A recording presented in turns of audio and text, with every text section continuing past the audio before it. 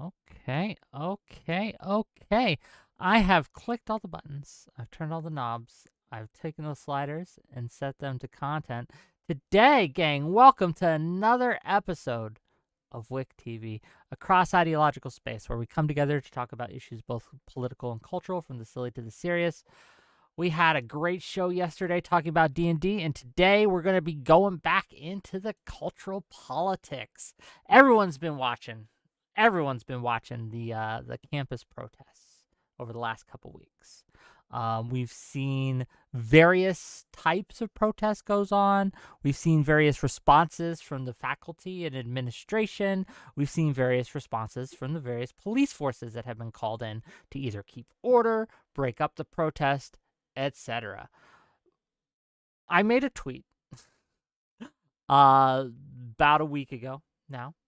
Said About a week basically ago. said basically this, that the culture which has led to the faculty, administration, and people being very okay with the cops being called on these things to break them up is at least in part has been fed by the left's tendency in the last 5 to 10 years to lean on much of the same types of force to silence their opponents. And so the left has no one to blame but themselves for this conundrum that they have get caught in, right? That's a little hyperbolic. It's not no one to blame, right? The right has fed into this as well. The right doesn't have clean hands in this. So the tweet was a bit hyperbolic. But I do stand by my assertion that primarily in the last 10 years, it has been the left that has been leading the charge to cancel, use force, and the force of either institutions or state power in order to silence their opponents to varying degrees of effect.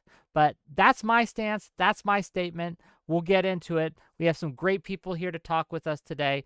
I'll let them introduce themselves, and I'll let them kind of give their initial thoughts, and then we'll just get into it. Sound good, gang? Sound great. Yeah.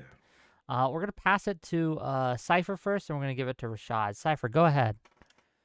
Yeah, so hey everybody, upload videos under the moniker of Cypher Report. Try to cover a bit of everything. Our last episode was on TikTok and the ban that apparently had actually gone through, unlike what I had originally thought, but it was about an hour and a half video dissecting all the stuff around TikTok. So if that's kind of stuff you want to check out, just go to my channel, Cypher Report on YouTube, and we're there. As far as this topic is concerned, I think that when people talk about the state intervening in speech, there is a slight problem with the left on that front, simply because the left would like to ban hate speech. However, when talking about whether or not this particular thing is caused by the left, I do not see that at all. The reason I don't see it at all is because the state has always intervened, regardless of what the left's position was on free speech, when there's been protests against things that the state likes. So in this case, we have the college protest happening across the entire United States that are targeting state institutions, colleges, universities, that sort of thing, as well as some other things, where they are asking these institutions to divest from military equipment and any kind of company that does business in Israel. Whether or not that is feasible to do is not the question. The point is that this is something that the state would like to back up. And so the state is going to come in and enforce its order against these protesters. Always has been the case, always will be the case. So this has nothing to do with what the left has done. It has everything to do with the state exerting its authority and power over discourse. So that's where my state stance is on this.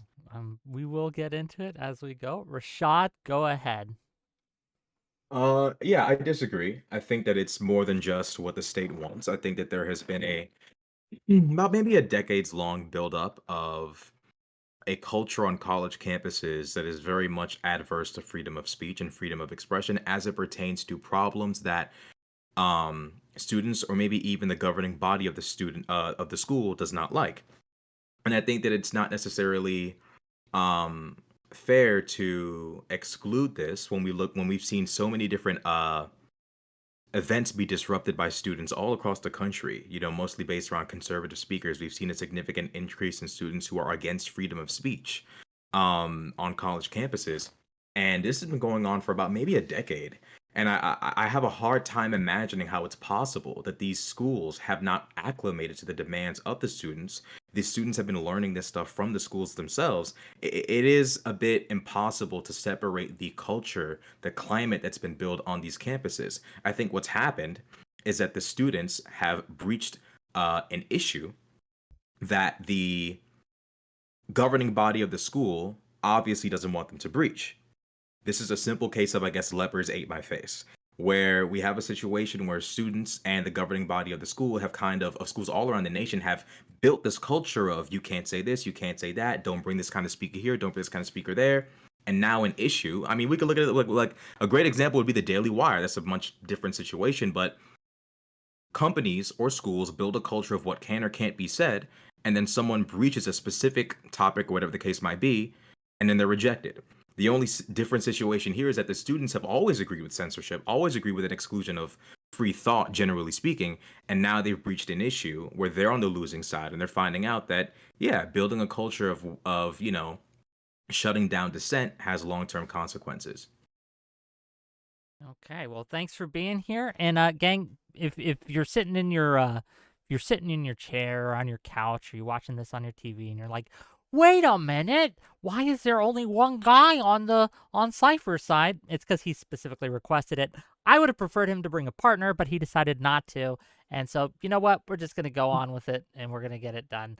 But with that, I'm gonna pass the ball back to Cypher and kind of let him give us why what Rashad just said, in his opinion, is wrong. And it'll be a free-flowing discussion. I'm not a moderator here. I am a participant, so I will be discussing as well. But go ahead. Yeah, I just have a problem with the kind of framing. And the reason I have a problem with the framing is because this is, again, the state coming in to break up an event. Now, whether or not that should happen, that's not what the debate is about. The debate is about whether or not this is anything that the left would want to have happened, and whether the left has any authority or blame on this. And in my opinion, it does not, because the left has not, typically speaking, wanted the state to intervene. They wanted to exert some sort of authority that they believed they had over, a speaker or an institution, using the kind of pressure that they can kind of exert in that regard. So when you talk about the Daily Wire, they try to exert that kind of authority with 𝕾𝖍𝖎𝖙, which is another form of speech. They try to pressure the school to acquiesce to their demands through various forms of threats that are not violent. So whether it's we're going to protest, we're going to blast you on social media, we're going to dox you, which is a little bit Just real quick though, who led the Daily Wire, Ben Shapiro, who led them away from the campus when the events were shut down and the students got their way, and the admin banned them from the campus? Who led them away? What group of people? At that point, though, then it becomes a issue of trespassing because they have been banned from the campus, and that's when that's when the police are going to be involved. So it was the police that they got called to enforce what the ban was that the students wanted? Interesting. I mean, then it becomes an issue of trespassing, which is a violation of the law, which is where we are with some of these protesters. That is a violation of the law when they're deemed to be no longer legally allowed to be there. Then you have the state come in to enforce the no trespassing thing, which I am fine with. But that is not the state itself exerting its authority when it is done through the institution or whatever. We had instances of where there's been some claims, but there's been counterclaims to this, of where the state has gone in on its own to enforce order. Such as, can you give us an example on these campus protests that we're talking about right now? Yeah, please. So I know that you had pointed out on Twitter that the UT president had called in the state police on them to disrupt that protest, which is fine. I'm okay with that because then it becomes an issue there. But this is, again, not what the left would normally do. Normally, they do not want the state to be involved in that kind of thing. In order to do this, they try to do it through campus authority or whatever the case may be. So, and I'm not sure. Now I know that's what the UT claims, but I'm not sure how 100% accurate that is. Simply because there's issues within the UT system, specifically around enforcement of DEI and other policies that the state is trying to enforce. And if they refuse to enforce those policies, they're going to have their funding from the state taken away. So that's why I'm a little hesitant to say this is just UT's own actions trying to enforce this, rather than it being pressure from the governor. Again, there was the day after the first time the Texas State Police went in to clear the campus. The next day there was another protest that was allowed that had faculty in it, and then they came back. So there's a little bit of that's kind of a little bit of suspect there, in my opinion. But that's supposition, of course. Sure. Uh, Go ahead, Rashad, and then I'll go after you. Oh, well, I would say that there's still, it's not just the aspect of, hey, the students are causing physical damage to the campus or they're hurting people, therefore the state is coming in to remove them because of criminal activity or just disruption. We also currently see that a bill was passed concerning anti-Semitism. Now, I'm not going to say the bill was necessarily wrong. I read it. I didn't think it was the worst in the world, but there is some aspect of chickens coming home to roost, where there has been this expectation of silencing certain opinions on campus, of cracking down on certain ideas on campus. It is a culture that's been firmly built up for quite some time.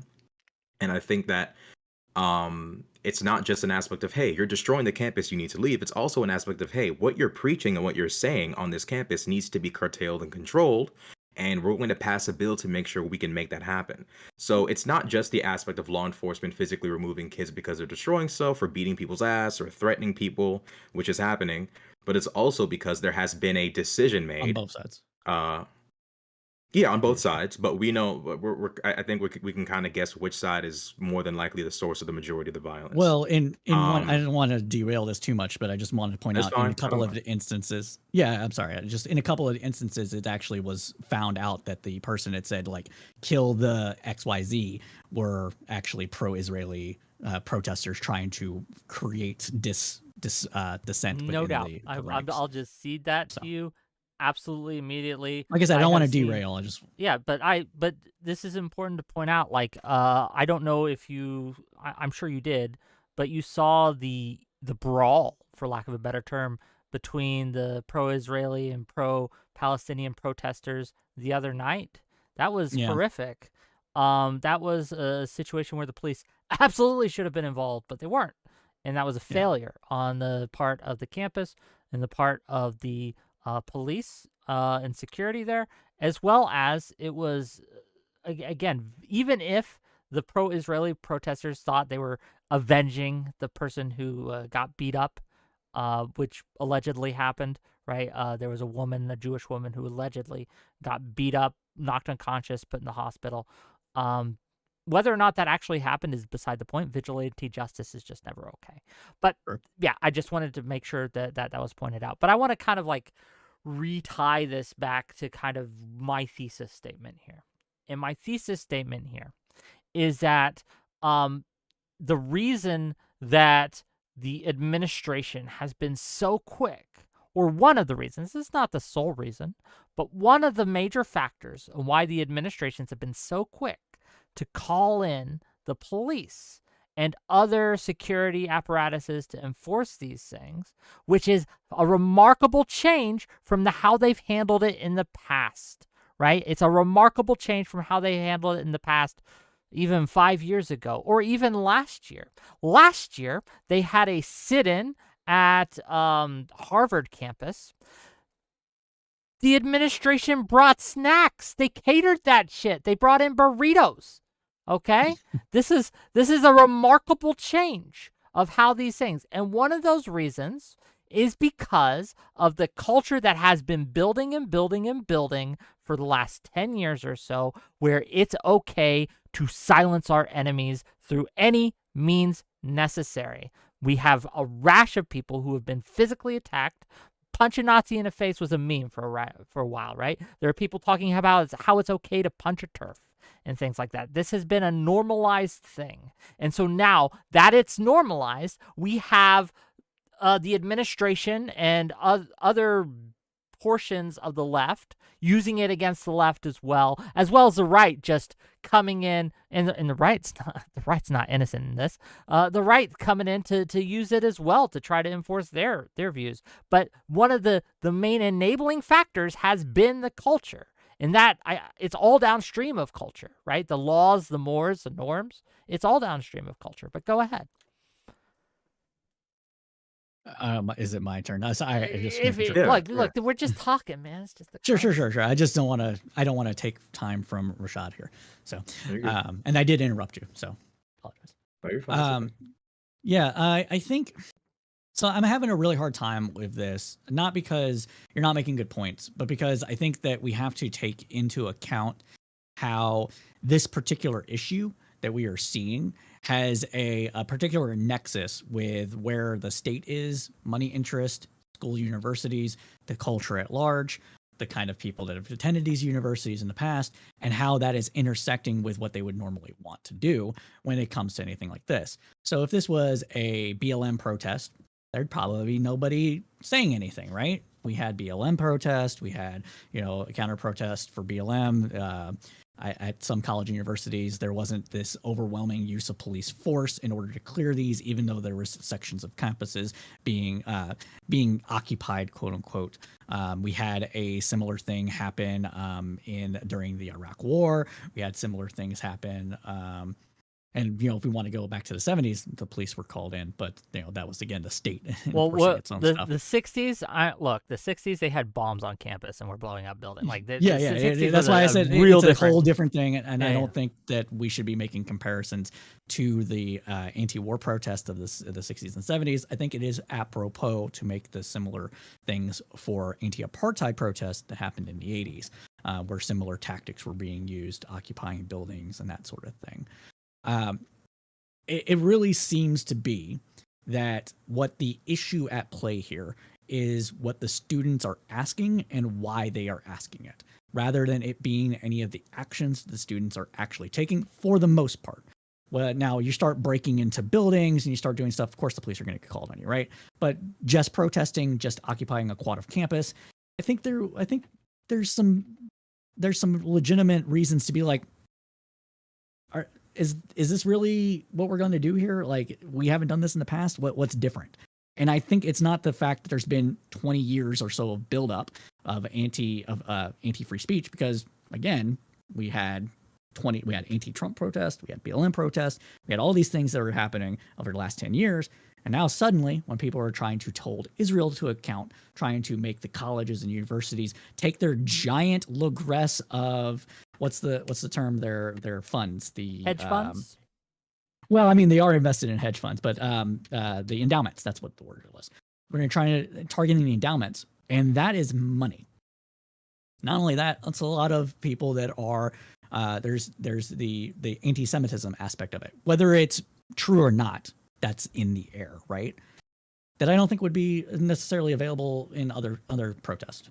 And I think that this is a particular issue that we're seeing, where we have the interest of the university with their endowments and their donors, and having an interest of the state, which is to ensure order and also make sure that the protests that are the anti-Israeli protests don't get too out of hand for what the state wants to do, which seems to be still support Israel pretty much at all costs. Go ahead, Rashad, if you want to respond to that. I have a response if you don't, but go ahead. Oh yeah, I mean, I think that there's an aspect of the school obviously having its priorities in place. I think that part of the reason why the school might feel comfortable engaging in these tactics is, I again reiterate, because of the climate that we've all kind of created at college campuses of like, hey, we all agree that there's some opinions we will shut down like permanently, right? I mean, we can bring up events like BLM or Trump, happening on protests, but we also have to bring up multiple attempts to shut down speakers from all sides.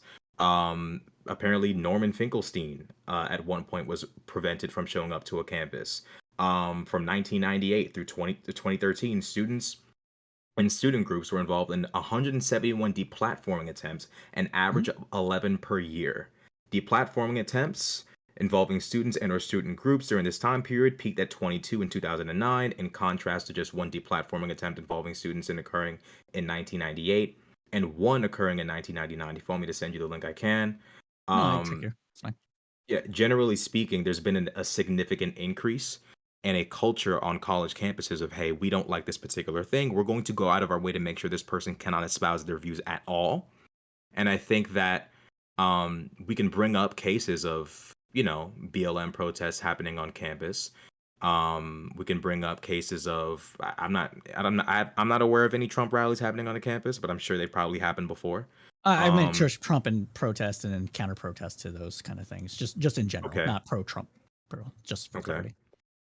Yeah, I mean, we've seen a significant increase in an almost valuing of this culture on campuses of controlling speech, of monitoring who can or can't show up. I mean, the infamous Ben Shapiro, Christina Hoff Sommers incident where he can't even show up to the venue and they kick him out and he has to go to some hole in the wall. I think that at any point, at any time, you can find any sort of instance of alternating beliefs being banned or blocked from being shown. I don't think that it's just an instance of, hey, these students are being really, really detrimental to what we espouse and where our money lies as a campus. I think it's also the aspect of, hey, some of these students are saying some wild shit, or hey, some of these students are saying some things that we as a campus disagree with. And like I said before, I mean, we just had a bill pass by the House where they're basically agreeing to police the words of the students, not just the actions. Of Yeah, course, is some is of the that words are genuinely reprehensible, but sure? there is an Look, we expectation of, hey, like, yeah, not to get in, but we're going to have a debate on next Thursday about the House bill. Personally, I disagree with Rashad here. I don't think it's okay. I think it's a trash bill. I think it's really bad. Well, But I mean, we'll get into that another day. it's just more down the lines of anti-BDS nonsense that is completely and utterly unconstitutional to even have. Again, that's one of the reasons why I'm hesitant to say that UT Austin is enforcing its own rules and regulations, and it's not being done by the state, because the state of Texas does have anti-BDS laws. For people that don't know, BDS is boycott, divest, and sanction. It is an attempt to use free speech, free association in order to try to hold Israel accountable for its actions against Palestinians, as well as maybe anytime it bombs like in Lebanon or Jordan or anywhere else in Just the world. real quick, So, $10. Sorry, oh, good. super chat. Honkler303, thank you for the $10. Says much of this boils down to a postmodern power struggle. The current hegemony and the counterculture will engage in power struggles to control who may speak. We fundamentally live in a post-truth world. Thank you for the $10. And I'll try to read super chats throughout the discussion. So if you want to get me some money, you can buy in, donate, and support the channel, the pro BDS movement, by super chatting, liking the stream, becoming a YouTube member, all that. Anyway, finish your thought. I'm sorry for interrupting. Go ahead. Anti-BDS. No, it's fine. Yeah, I was getting there. And so the other problem that I have with this framing, and I'll let I'll say this, and then Whick, go please, barrage me with questions. I'm happy to oblige. Is that I don't necessarily see all of the instances of students protesting, trying to demand speakers get put off campus, or even speakers being disinvited or not allowed on campus, to be issues of free speech, because you cannot have free speech without free association. And if you're having, and those are intimately linked together. And so if a student group is saying, hey, disinvite the speaker, we're going to protest, that's why the speaker shouldn't be here, what they say is important, blah, blah, blah, and a college goes in and says, you know what, we agree with this student group, they're not going to be allowed on campus for safety reasons or whatever the hell it might be. We had a recent valedictorian get their speech taken away from them, their ability to speak on that, because of claims of anti-Semitism on their part. And you think that was pro free speech to, or at least not antithetical to free speech to have the college take that away from her? Because I disagree. I mean, the college still has its own ability to have free association. These are sometimes in tension. They have a tension between them. Here's the problem. You can't have one without the other. Here's the problem. If you force the college to have that person speak because of whatever it is that they wanted to do at free speech, then you're getting rid of free association, which is also preventing a form of speech. You So- can't have one without the other. Sure. So when the state comes in and tries to do something like this, that's when we start to have a problem. I When disagree private with that one. institutions do that, when private institutions do it, we have them exerting their own free association and their own free speech by disassociating with people as a form of speech. So I'm done now. Yeah. Sorry. So the problem with all of this is that you have just justified them calling the police immediately on literally any protest that they wish, to use the force of the state to shut down any protest that they wish on campus, even the ones going on now, for any reason at all. Which, should they have a legal right to do that? Maybe, but I'm not talking about that legality here. I'm talking about the morality here, and I think it would be wrong Why of them would to do that so. be an instant thing? Because they have the free association. So if they don't want to protest on their campus for any reason, for whatever reason that the owners of the campus, the administration, the faculty want, they don't really have to explain it to you. They can simply use their free association, quote unquote, in order to shut that's down what immediately. Okay. So private colleges do have that ability right now, and I'm perfectly okay with that. Whether or not they should do it is a different question. That's whether or that's not where they we're arguing on. and no, I know, but I'm saying whether they should do it from an optics perspective or whether that's going to blow back, that's a whole separate question. But they have the complete right to do so. And if the state tries to prevent them from doing so, then the state is interfering with their free association and free speech. To an extent. No, I'd say I'd say that it would be a violation of it. But you can't have private companies shut down an individual's free speech either. So there are rules and regulations in there, but the government protects. Part of the First Amendment isn't just protecting you from the government, but the government protects your free speech from other actors. So, for example, if you are speaking on campus and someone comes in and tries to punch you and keep you or cut your mic or keep your free speech, that's the state. The state has the responsibility and the right to come in and protect your free speech. Yes. That's the state not protecting your free speech. That's the state protecting you from harm and protecting your property. It's not just being punched. Like cut your mic. Maybe you're using someone else's mic. And maybe you're passing out pamphlets, property. Right? Maybe you're just on a public square talking. No one can come and stop that and physically stop you from doing that. Right? No one can. Not the cops. There you go. And not individuals. They cannot stop you. They cannot take the stuff from you. They cannot prevent you. They cannot do physical violence to stop you. They cannot be in your way the entire time, because then that is preventing you from egress. So that isn't that what the state abstains itself from doing to stop you from engaging in free speech? Because normally the state would use physical force to remove your speech from you, whether it's killing you or locking you up or physically assaulting you. The state would do that if it wanted to withhold your speech, but usually it doesn't, right? In our case, it does not at all. But if someone, like another private citizen, were to choose to do so, it would be no different from what the state would be doing if they wanted to restrict your free speech. If the private individual does any of those actions, it becomes violence, and violence cannot be tolerated in a free society. And we have a monopoly of violence with the state because we don't trust people to enact justice in a way that's fair and balanced. We gave that out to we found that out to a higher entity because we wanted to stop blood feuds and whole other manner of stuff that was happening way back in the day. But and here's the other thing. So $5 from Rabid Combat. I'll read this real quick, but then I want to tackle your free association argument.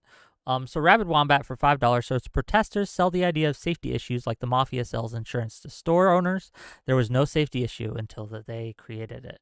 Thank you for the $5. It's Canadian dollars, but we'll take it anyway. When you say free association, the problem I have with using that term when you're talking about people who are using boycotts, divestment, sanction tactics in order to pressure and coerce these institutions to do what they want or else, right? Sure. I don't know if we can apply free association to that because it's not free. It's coerced association. You do this or else is a coercive kind of use of force. Now, you can say it's not a violent force, and that's fine. I would agree with you in a lot of cases, but I think that there is a problem with calling it free association and just kind of hanging our argument on that when I don't think that's the case. There's a difference, if I may finish. There's a difference between the faculty itself deciding for themselves, like, hey, you know what? We don't really like this. We don't want this, right? Or someone, an individual or a person saying, hey, I don't like who's speaking on campus. I don't like what the campus is allowing. I'm going to not watch it. I'm not going to not look at it. I don't want to hear this guy. I'm going to tell all my friends that you shouldn't hear this guy. There's a difference between that and them saying, hey, we don't like this. And if you platform this person, there will be consequences. And if you, listen to this person, we're not going to let you listen to this person. We're going to make sure that you can't use your free association to associate with this person because we're going to block you from doing that. And that's what this cancel culture stuff is on the campus. Is they're preventing people from using their own free association who want to go to the show from doing it by disruption, by shouting over, using the heckler's veto. It is antithetical to free speech. Now you may go. Go ahead. Okay. So how would you prevent that? If I grab a bunch of people together, let's say I am attending a small college that has roughly 2,000 students, and I convince 40% of the student body to just walk up and leave if something doesn't go my way. How do you prevent that? I don't think we should. I think that's that doesn't sound. Yeah, that's not what I'm talking about. What I'm talking about is if you convince 40% of the student audience to go in to the other 60% of the student audience and then shout as loud as you can so that the 60% who chose to watch can't watch. That's not free speech. That is not free speech. You're actively derailing in other people's attempt to have an open discussion by using using confrontation. You're using confrontation, non-physical, but it can very well lead to physical. We're using confrontation to stifle speech, and we usually know what the next step after shouting how do you stop that? Usually is. You would have to use force to protect someone's actual speech. Well, you're protecting. But then you are preventing the other 40% of people. You have to acknowledge the 40% is engaging in prevention. One group is not engaging in prevention. One is. Are you gonna know? One is choosing to go privately mind their own fucking business, excuse my language, and then there's another who's going out of their way to derail the 60%. And that's free speech. That's free speech. That's not free speech. It is, though. You're using confrontation and intimidation to stop something. That's just part because of free it's not speech. physical. That's not free speech. Here are the limits to free speech: violence, obstruction, and destruction. What you're talking about is obstruction. You are obstructing others from engaging their action. Obstruction. It is absolutely obstruction. And if you go what you are essentially saying is that if a person doesn't like what somebody else is saying or doing, that they don't have a right to protest that person. That is what you are effectively in certain saying. Ways. What they can't do is physically. They can't. If I had a in my house. Let me finish. Go ahead. If in my house I wanted to hold an anti-Cypher concert, right? And I invite some bands, a bunch of people come on, and we talk shit about Cypher, right? And we make some funny songs, and we have a little concert. What you cannot do is and this is antithetical to free speech, you can stand outside my house and protest it. That's fine. What you can't do is you can't physically stop other people from going in my house who want to hear it. Well, then you can't do that. So that's not free speech. That's obstruction. You're preventing other people's free speech. Yeah, no shit. But that's not what we're talking about. Yes, we are. I thought a lot of these people have physically obstructed other people from going in, and also obstruct them using like sound by shouting over them. That's fine. That's not fine. That's fine at all. Because we have to look at the context in which the speech is being conducted, right? If it's a guy showing up to give a speech or have a discussion with students in some sort of auditorium room, in order for this speech to be conducted, the students have to shut the fuck up and listen to what this person on the stage has to say. But if 40% jump in and derail the entire purpose of this free speech event, the free speech can't take place. And in order for the students who aren't derailing someone's right to actually have free speech, they have to get up and physically remove the people who are trying to stop them from engaging in free speech, minding their own business. They have no choice but to engage in some sort of physical act to protect speech. So trying to compare the 40% derailing, like a big number of people yelling in a room, the only way to stop that is through physical confrontation. The point is, if your way of expressing your speech actively derails and obstructs free speech, that's like intimidation. That's bereft of any sort of debate. It's not intimidation because there's no. It is 100%. There's no physical violence. Oh, so if 40% of the 2,000 come in and start yelling and screaming, That's not and you're violence. trying to mind your that's intimidation. You're No, in it's not. there trying to Intimidation for sure it is, because intimidation we has know that legal these stuff. acts don't we know these acts don't act. This is not like it doesn't happen in a vacuum. Okay, all the entire 40% is just screaming and nothing could ever possibly happen besides that. We know it usually goes to another place. If people are trying to mind their business, When it starts to go to another place, then it becomes an act of violence, and that is when the state should come in and prevent it from So I have happening. a Now, I think there's the state one, should there's one other come in there's one other the issue, moment hundreds hold of on. people gather in a room to derail a discussion between people that is and then that nonviolent is the and state peaceful. then That is an violating their obstruction. free speech. Then that That's is the not state free violating speech. their If you free have, speech. if the entire free speech depends upon the silence in the room of the people, an agreed upon exchange of energy, so to speak. The students will sit. The students who want to hear this person speak will sit and listen, and the person will stand on the stage and engage. If that 40% comes in and is screaming and shouting and stopping this expression of free speech from taking place, and using their numbers and their voices to shut the entire thing down, that's different from two protests, two like people of equal number and equal voices screaming at each other. Like, Well, you do acknowledge this is I don't think hold the on. I want number to of push back people against matters here. Rashad a little bit here too, because I don't think the size matters here. The Even size if doesn't you have, matter. even if you have like 10 people, but to your point and to his point, right? Though, like you cannot, much like the right to exercise your rights ends, like my right to swing my fist ends where your face begins. It does. However, your speech rights end where mine begins. You cannot use your free speech, quote unquote, to physically stop mine. Especially if me and Rashad wanted to have a conversation, and then you came in, and every time we tried to speak, you blew an air horn. That would be disrupting our free speech. It would not be your free speech. You would be in violation. Here's when this is where the tension lies. Okay. And then $10 from Lawson Harrison, real quick, to say the solution would be giving everyone headphones to listen to the content in order to ignore the children screaming. Thank you for the $10. Anyway, answer. Go ahead. You know what? That's a great solution. I like that one. But I think this is where the tension comes in. So there is a tension between free association and free speech, and there's tension between protest and somebody else's right to speak. Because once you move in as the state to stifle one side or the other, then you come into conflict where someone's speech is being violated. This is why the Supreme Court actually allowed for time and a place rules and regulations to come into existence. When was that? I don't remember. What are you talking? Fighting words? Are we talking fighting words? No. It's a thing Scalia came up with. I think specifically where the state can regulate. Yeah. So I don't know when it happened, but the state basically can come in and say you're allowed to protest only within this small quadrant. No, I don't like that rule.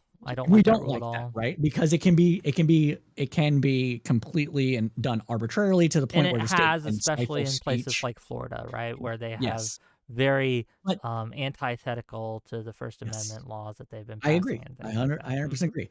But the idea of it, time and a place for speech, for protest, for counter-protester stuff, makes sense for the things that you two are talking about. And that is why I am fine with some of those, but the Supreme Court should come in and make that test narrower, I think would be the right term for it. But either way, restrict the state's ability to, make it to where it's like a 2x2 block or whatever it is. Like there's some states where you effectively can't have more than like 4 people protest anywhere near a college campus. Like I just want to remind you, I'm not arguing the law, what the law is, what the law should be. I'm arguing when it comes to free speech as a culture, as a concept, as an idea, what we should be advocating for. And one of those things we should not advocating for, that we should actively discourage. And yes, I think people should be prevented from doing this, is to go into a discussion that is being had by consenting adults and preventing them from having that discussion. That is a use of force, not violent force, but it is a use of force to stop other people's free speech, is antithetical to free speech. If you want to protest outside, by all means, right? If you want to tell anyone going into there that they shouldn't go into there, that they shouldn't listen, by all means. But the moment you stop it from happening by blowing your air horn or calling on the faculty to ban it from your campus or calling the police to break it up, you are going antithetical to free speech. I don't want to like. I was going to let Rashad talk. No, no, no. Like you got it. Because I'm not disagreeing with him, so I have nothing. Like I can't. I know, but you wanted to put in your 2 cents, man. You're on this show too. I want everybody to talk, No, and you guys are you letting me do that. talk, so I'm good. Okay. So there is a point where I agree with you, and then you go into the point where I don't agree with you.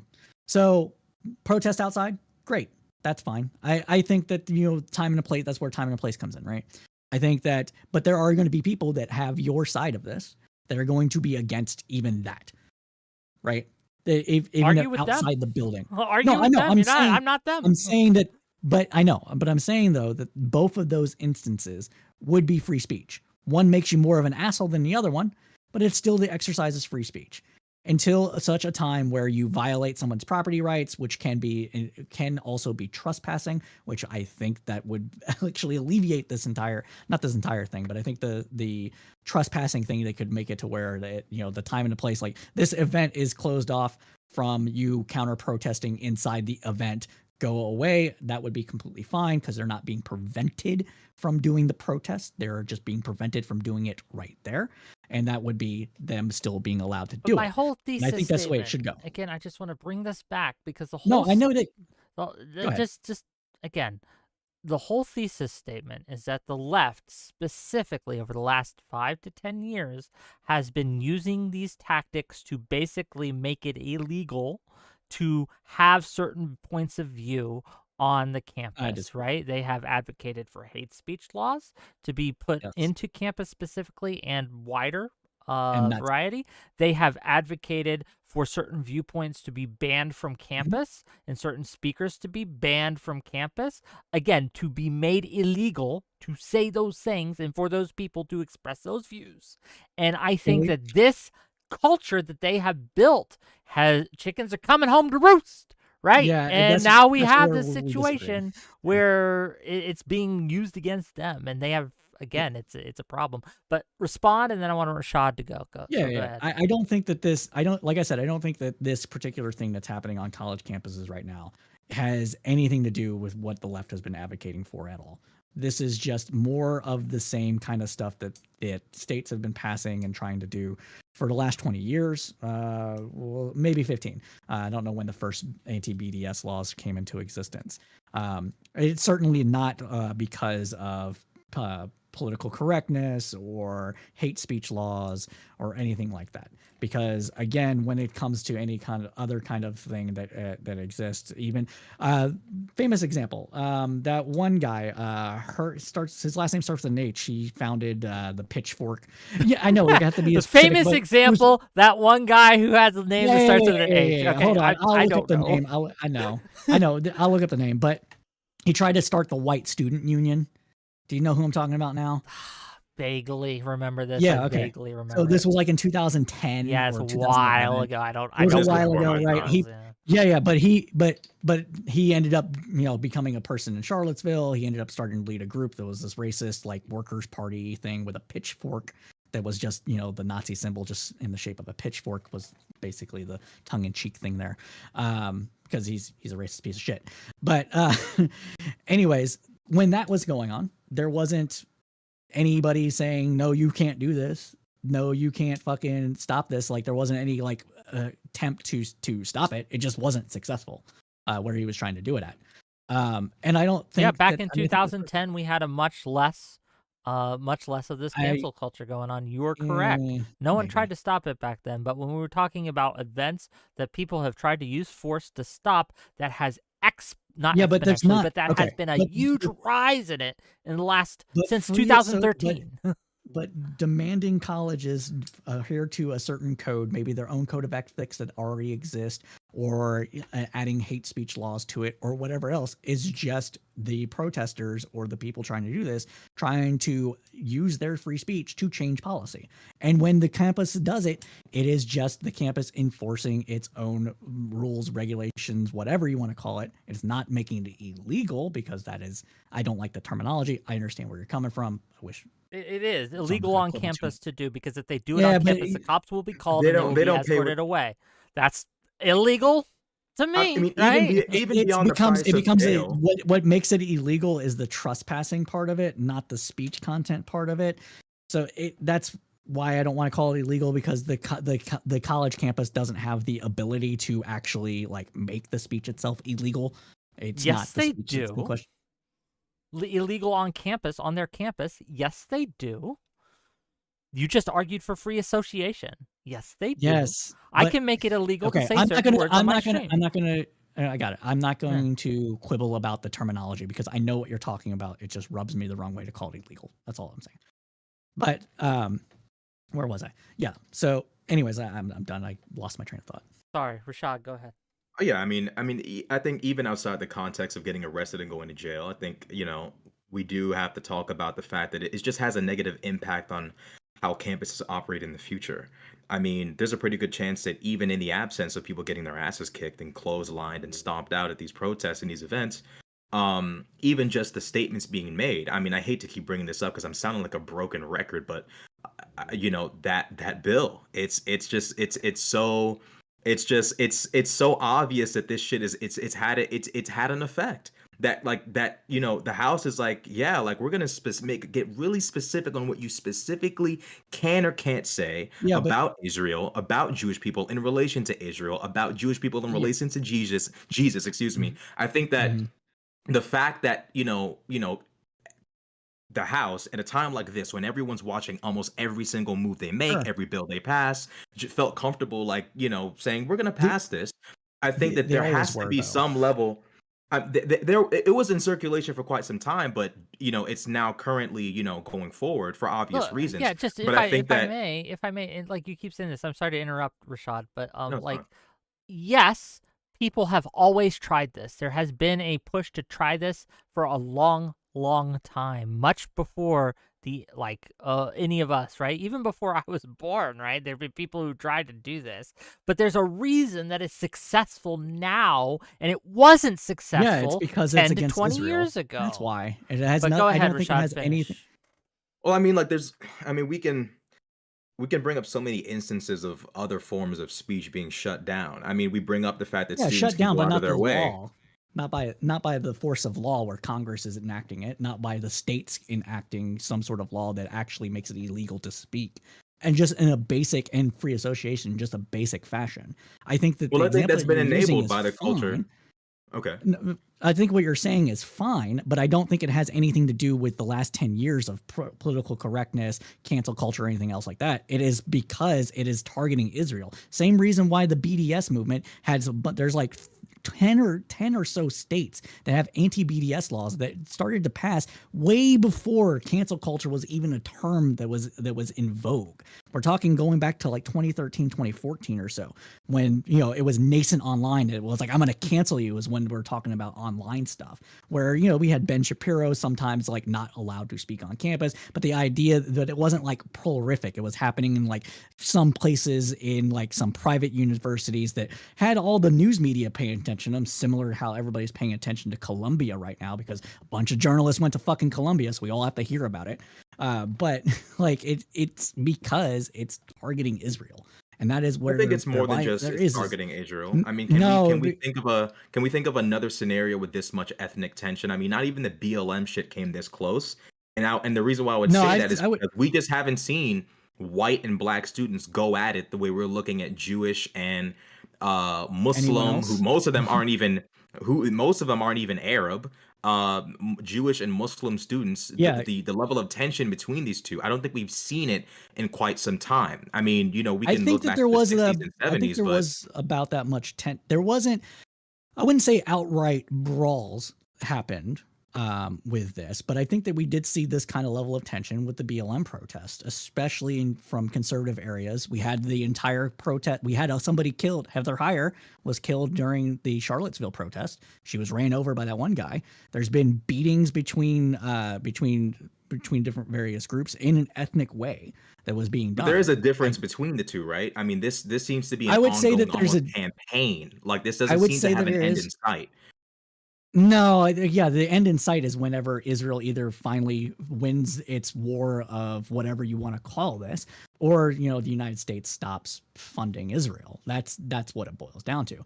And I'm not even Right, saying this is like a Jewish but thing. there is a Look, different level go of suspense to this issue than the BLM situation. There's a different Yeah, level of suspense. There's a different I level of think it's racial because tension. of the Zionist thing, though. I think it's not. I don't think it's because of the ethnic How about I tension. think it's the this? fact How that it's about an this? active going on conflict more so than it, because like the BLM thing, that Yeah, was something we could that's eventually true. I'll give you that one move too. away from over time.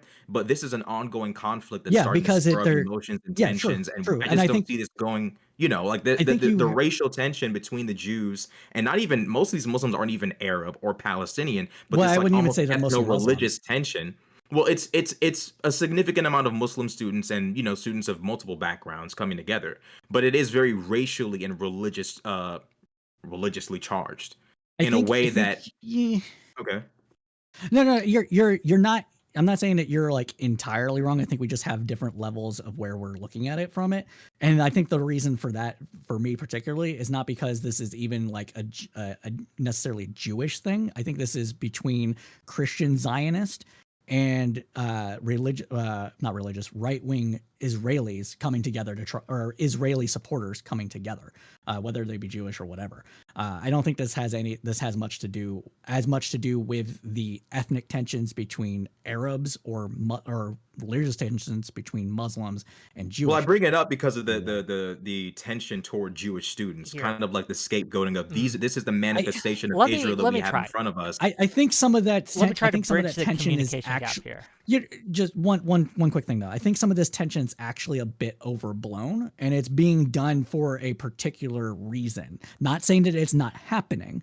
We've all seen it happen. We've all seen where it's been like a few people like deaf to all them, or like Israel doesn't have the right to exist, which you can say that's anti-Semitic depending on the context or not. Like there's different ways. Like lefties in general, a lot of lefties don't think states have rights to exist. People have rights, states don't. So whether state has a right to exist or not is like a different question. But there's tension there. But there's also tension with the fact that some of the stuff that's being said is being misconstrued as anti-Semitism because it is against Israel, and that has been a very much right-wing. Yes, But that we do happens. have to So hold on. acknowledge. Yes, that happens, but I think that's being overblown to run a shield and cover for people who are No, actually I don't just think so. fucking anti-Semitic. I think that happens I all the think- time. Anytime you I- want to call out anti-Semitism now, they have a fucking shield. I'm not talking about all Jews, just those Jews in particular. That's what they say. But, yeah, but that's okay. It's a shield. It's a shield and Yes, cover. it's a shield. chaff. It's a And it's a it's shield silly. that came into. It's a shield that came into existence specifically because of the ability of, or not the ability, specifically because of the attempt, and I will say successful attempt, to link all Jewish people with Zionism, which is in itself anti-Semitic, because that is saying that if you're a Jew, then you have to be a Zionist. Nah, and if you're these not a people, Zionist, you're not a look, Jew. These people And- have figured out no, the cheat code. You just replace No, Jew no, with no. Zionism, and you can Yes, say anything you because want. of It's that- not the Jews control because the of world; what I it's the just said, though. Zionists who control the world. It's Yes. it's a fucking same thing over and over again. You can go down the list. It's not the Jews who have this vast conspiracy to have America politicians in their pocket. It's the Zionists. It's like the Yes, fuck. I It's know. just a one-for-one know. replacement, and it's really My, no, my, really my weird. It's a point is that the one-for-one Jewish replacement, my but point there is is that Jewish people that are American being students are paying the price for these like conspiracy theories and these chants on some level, which is kind of the reason why there's a different response. Because go ahead. like no, sorry. you can respond. No, I was just gonna say that like the tension between blacks and whites with the whole George Floyd thing, I don't feel the same concern. I didn't feel this like back then I was concerned, but when I look at what's going on as it pertains to Jewish students and them kind of bearing this odd burden of having to like explain Israel's actions when some of them most of them never even been there, and they're like them basically carrying That the is a cross. problem. I don't mean to be anti-Semitic with that statement. Them carrying the cross of Israel's fuck ups. That is happening, and I feel like that's the reason why that bill was passed. Now, I'm not entirely in agreement with it yet, but I think it has more to do with trying to make sure like these Jewish students aren't basically becoming the avatar of Israel on campuses. I think there is a problem with that. I think that the amount of that problem is not as much as some people want it to look to appear. And the reason I say that is because a lot of times when you talk about these issues, when somebody says, hey, this is anti-Semitic, I experienced anti-Semitism, right? It's not every time. There's a lot of times, which is why it makes this whole thing fucking a hard thing to talk about in general. And that's why I haven't attended any of these protests. Is that you hear this like, oh, this person said, all the XYZ need to go away or whatever, right? And then it turns out that what was actually said is like, oh no, Israel is committing a genocide, and that makes me feel bad.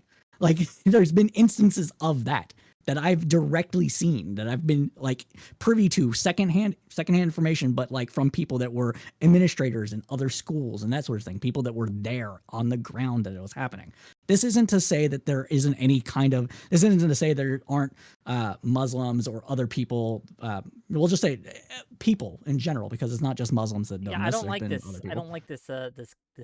Why? I don't think it's just the Muslims. I don't think it's no. the Yeah, that's why I'm majority of saying the I don't Muslims. think. I don't know why we're bringing Muslims up right now. Honestly, I don't know how this got into a conversation. Well, I don't it think came it's up because we were kind of talking about how he was saying that the cause for that bill being passed was like criticism of Israel. And I was saying like, hey, Yes. like there's an undercurrent of Muslim and non-Muslim students who are pushing like anti-Semitism on Jewish students, which is I'd say a more significant reason for why people felt like the bill needed to be passed. I don't know for sure. For all I know, it could be some grand conspiracy, but I'm gonna go with the I'm gonna trust humanity. I'm gonna trust and believe that I'm not trying to say it's a grand conspiracy. I just think that the particular issues that are involved here has more to do with the fact that a lot of people are being against Israel. And that is the impetus of this, not necessarily the. I don't know how many cases, so I'm not even going to say like dozens or so, but the cases that we know about of actual anti-Semitism that have happened. So here's my problem with all of this, and there's been a few things said that I've wanted to kind of like maybe we can use different terminology to kind of bridge some gaps here that I'd like to, right? Because I think that when Rashad talks about the difference between the BLM protesters and the how that was handled and how people responded to that and how that whole situation played out, I think there are some significant similarities and significant differences between these two situations that bear discussion. One of the things that I think became evident is that initially the BLM protests started out very organic, very like everyone was mad. They rose up, they saw what was happening with George Floyd, and they rose up and people gathered together. There was a lot of tensions regarding the pandemic, the lockdowns, and all that was kind of mixed in with that. It was a melange of different things here.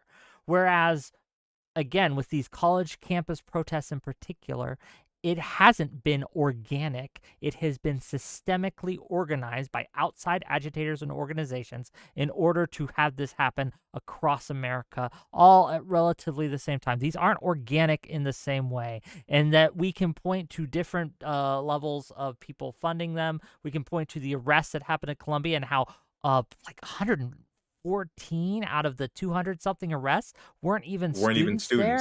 And there's these other things that show that this is not organic in the same way.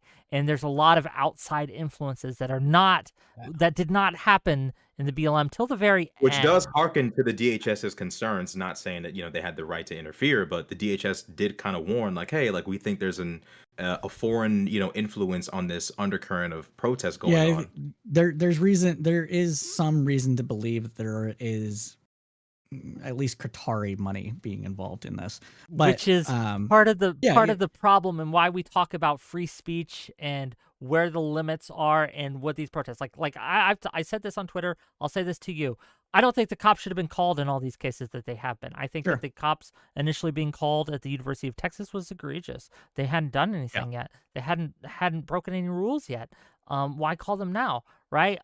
There are other or the instances snipers. where I think the cops should have been called, like in the Columbia when they barricaded themselves in the building and started throwing shit at cops. Just recently, that one. Yes, did you see that? But that was after they had moved in. Not after. There was a previous instance at Columbia where the cops I had can't moved speak in, to that. I'm not familiar as much with I that one, think but I there can wa- speak I to think the I one was- where they there was. broke into the building. Yeah. Hamilton That's Hall, perfectly fine. was it? That's not free speech, Hamilton I think. Hall. They Yeah. attempted to hold a couple janitors hostage. Par for the course when it comes to the Hamas supporters, Really? right? Okay. They did. I didn't know that And part. it was funny. It was funny as fuck because they eventually let him go after a couple hours, but it was just the optics of a bunch of white students trying to hold a Hispanic janitor hostage to Fucking stupid people. And then I hate when these people so much sometimes. last night they released, maybe it was the night before, they released body cam footage from the cops who went in to break up the Colombian people, the Columbia students who had broken into the Hamilton Hall Sure. and barricaded themselves in. They go in, and at first it seems fine. Like, can I just say that, like, the fears of the cops coming in, at least in this instance, and being brutal, weren't evident on the body cam footage that I saw. They were pretty professional about it. They did throw a flashbang at one point, but you hear them and they're like, hey, they're throwing shit at us. Well, let's just throw a flashbang. Okay, I think that's fair. And then when they break in, the instance of the cop shooting at something. I have God not nobody got seen it. that. Was Yeah, not yeah, evident in the four footage. hours ago, apparently a cop, Yeah. there was like an accidental discharge or something like that. Oh, Yeah, well, it that's- sounded like an It sounded like an accidental discharge to me as well, but we can't know. 4 until the hours full ago. Well, I'm not investigation. speaking about that incident. No, I'm it speaking of the one- released 4 hours ago. It didn't happen. Oh, Not released 4 hours okay. ago. It happened. During that raid that you're talking about. fair enough. And it started to be talked about online the day that it happened. It's just that they actually came. Sure. The police came out and actually said this actually happened. But They don't. They're to still my looking into why it happened. to my point though, and they got in there, and the students, you see a student try to beat the shit out of a cop with the one of those plastic tables, and the cop just sits him down. And I Yeah. think that, like, to credit to the cops, they were remarkably restrained in this instance, in Yeah. contrast to how the cops behaved in Texas, which I thought was Yeah. remarkably unrestrained, and I think that Sure. was very terrible. And when it comes to instances like that, especially at Columbia, where they took over the hall, I'm perfectly okay with the cops going in there and being like, get them out. Like, But this I'm not is one of those people who are to against I that. guess to go back to the point, and the reason I bring this up is to elucidate that when it comes to Israel, there are systemic forces at play that just weren't there with the Black Lives Matter protests. Yeah, And I'm not this is sure. this is one reason that it is being responded to differently. So it's not just the culture. This kind of goes to your point, because it's not just the culture that's happening here, but it's the unique outside influences that is being displayed. Yeah, Foreign so- influences, to be clear, that's in Sure, play, both but on I think Israel's side and on the side of those who are anti-Israel. Sure. I'm just hesitant to say that this isn't necessarily organic. At least I wouldn't say I'm hesitant to agree with you, simply because, one, we're not privy to all the information yet, and secondly, because these same kind of arguments were made against BLM when they first started to happen. Okay, by the but people who I are have against the evidence BLM for my protests. arguments. I don't know if they you did. have evidence of the argument the same way that people said that they had evidence in those states that went in and crushed those protests right away, calling them outside agitators, saying that they were Antifa, being bussed in from multiple states and that sort of thing. When it happened in Minnesota, when it happened in when it happened in Ferguson after Michael Brown, the same kind of arguments were being made then. They weren't necessarily true. I mean, but people And so eventually I'm did hesitant- co-opt the BLM movement. They did. Yeah, And to yeah, its and- but detriment, I- to be clear. Sure, like, sure, BLM sure. had a lot of support on its side, and I think this is happening too. I think we could see at least the beginnings. This is There's just a hypothesis. But that the BLM protests were the worst thing to happen for what the Sure. actual advocates for Black Lives wanted to happen, right? Yeah, we had a especially lot of when- support. When a and bunch then of it white just- kids showed up to it throw just got soup cans at thrown cops. out. And the same with the anti-Israel protesters. started off with a lot more support, but they're throwing that support away as we see video we- after video, after we see incident Sure. after incident of it's not just onesies and twosies, but a systemic culture of people of the way that they're behaving that is antithetical to our concept, our American concept at least, of free speech, that they are preventing students from accessing these locations. They're setting up border fucking checkpoints and things and preventing people from accessing their own schools. I'm having, just as a little advertisement, he was on CNN, Mildago. I'm butchering the name. Milagro. Milagro. Okay, thank you. Yeah. But he was he's kind of going viral now because he was on the UCLA campus. He went in, he videotaped them, he kind of mocked them a lot. He got a lot of press coverage. He was on CNN and things. He's coming on my show Monday, 6 p.m. Eastern, to talk about it. So check us out then. But yeah, I think that like to kind of like draw this back to the thesis statement, and then I'll let you guys go. Is that we have this culture, right? That the only reason that this is happening or being able to be as successful as it is, with the state passing these laws, shutting them down, sending in the cops, one of the main contributing factors to that has been the left's tendency to build these weapons to use against their political enemies for the last 10 years. I'll shut up. Go ahead. I mean, if you Whoever want wants to, I don't care. Go Go ahead. ahead, Rashad. I've spoken a lot, so. Okay, I mean, yeah. I think that there has to be some level of overlap, some level of trickle down. I think that it would be surprising to me if no student ever thought for one second like, hey, we spent quite some time, and of course this is Gen Z now, this is more like of a millennial thing, the whole like beginning of the cancel culture and the real enforcement of it. But it would be weird if I spoke to a millennial who's long graduated but was around during that time. Do you think that what you guys planted, the seeds you planted as it pertains to free speech and freedom of expression and stuff like that, do you think that that's having any impact in why these students are having a hard time expressing everything they believe right now? And it'd be weird if they said no. I mean, if we look at the Well, the I'm bill that saying was no. like yeah, I I'm mean that would be 38, weird. Yeah, so. I would be it's surprising to me that any millennial could say no. You look at the bill, they're saying if you say that Jews killed Jesus, which I mean, depending upon how you want to look at the story, on some level that kind of did happen. I'm not saying the Jewish race is responsible for that, but if a Christian Wait, what? can't say What are that, we doing here? Go ahead. no, complete this. the point that I'm making is like That's funny, though. clearly there's been some level of like clearly they feel comfortable enough passing a bill that encroaches on a little bit too much, right? Yeah, And it's like, yeah, okay, I like don't if think, they feel comfortable passing this, there has to be some level. They have to have thought on some level, like, these students, they'll understand, they'll get it. They understand the importance Or- of policing thought and policing what was discussion. the vote on that? It was pretty vote from it- one-sided. Like at Yeah, it was 380 something. to like Okay. 20 to 70 something. Like it was pretty I just majority. wasn't. I just honestly wasn't aware of this I bill understand. recently. Well, it's so. very recent. I think it passed yesterday. Yeah. So- So I just had to didn't- cover. I'll I look just into had it to more. cover my ass. I just had to cover my ass with saying that. The point that I'm trying to make, as it pertains to the whole, because you got to read the list to understand what I'm saying. It says like if you compare Israel to Nazis in any capacity, Yeah, see, that that's is bullshit. anti-Semitism. Yeah, but that's my point. Is that these people have understood that's that on some because- level you can No, curtail. I freedom of disagree. That's where I speech, disagree. but on some level it has to be acknowledged. We agree that this is too much. We agree that this is an overstepping, right? Christians not being able to rattle whatever the hell they believe about Jesus's death, people not being able to compare Israel and Nazis. We No, but agree it- that this this is an is- overstep, but the point being is there has to be some level of overlap between saying, yeah, we're gonna ban this stuff that really shouldn't be banned. This has been happening on campuses for the last decade. There has to be some level of overlap. The reason I say there isn't an overlap is because, with particularly those two things you just mentioned, is because those are things that the ADL has been pushing for fucking 20, 40 years or so. These are things they get labeled people anti-Semitic by groups like the ADL, depending on the context. The one about Jesus being killed can be considered anti-Semitic by groups like the Southern Poverty Law Center. So that's a lefty group on that one.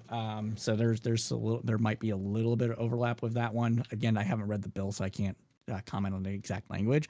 But the fact that these are things that have been widely pushed by AIPAC and the ADL, and they're being done now, is specifically because, not because they thought they could get away with it with college campuses and the fact that it was, this is suddenly just racist because it was considered racist, and this would have been, some of these things would have been included inside inside, possibly, I haven't read the bill, inside of anti-hate speech rules and regulations on college campuses, is because it's targeting Israel. It's not because of this other stuff. But we've seen more benign people and more benign things be called racist. So it's kind of hard to sit there and say that there's no expectation of acceptance from the students, or at least the governing body of the schools, right? If not the students, at least the governing bodies of the schools, right? To say that you can't compare Israel and Nazis, or that you can't say that the Jews killed Jesus. Again, I am not associating myself with that, just so you guys know. I get you. But the point that I'm saying is, we've seen more benign people and things be called racist by not only the students, but the student body. So there has to have been some level of expectation that these institutions would embrace this level of censorship. If I may, the point here is the important point here is that this bill would not have passed even 5 years ago. It would not have passed 10 years ago. No, I think it would. As you said, the ADL and other institutions have been trying to pass this, have been lobbying for it, have been pushing for it for years, and they have, and until very recently, they had a lot more of the quote-unquote less backing to do so, right? But what's different now, one of those things that are different now today than it was 5 years ago, is the 5 years of creep, of cancel culture, of the normalization of this tool to become and to be used not just on campuses, but in government. And that is why it's passing now. And it wouldn't have passed 5 years ago. I think you're putting way too much emphasis on that. And I think that it would have passed 5 years ago had Israel went in, as they are doing now. Israel's been bombing Gaza. Palestine for a long, long time, brother. They've been, yes, but it's not at the scale. One.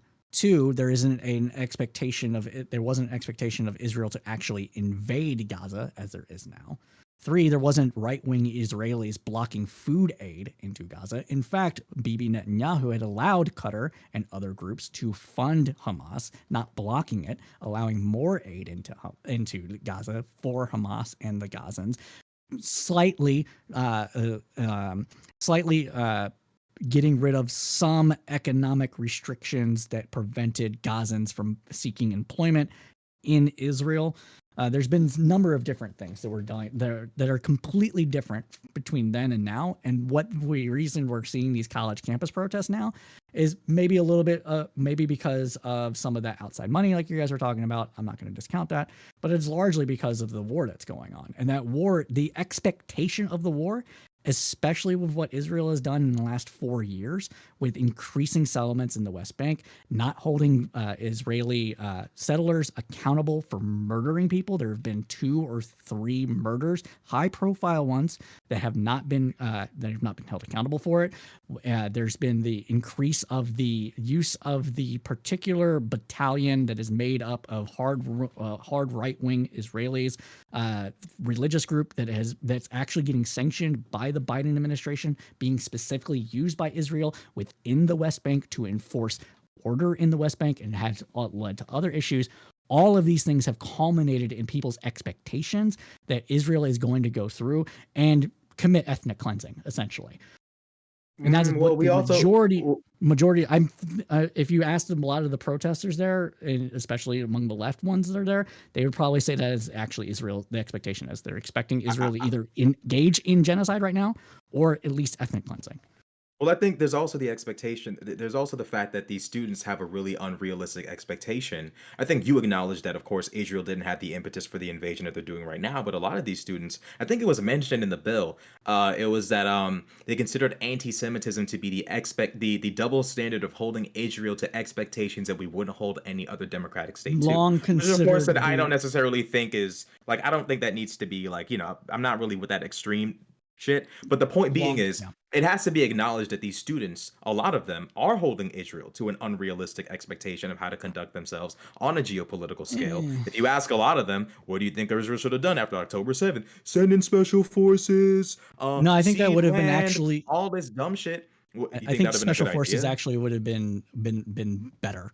A Yeah, I mean slow, that. and I I mean, have a person. I served in the military. Wick served in the military. There's reasonable well, Rashad yeah, expectation well, that special forces. too.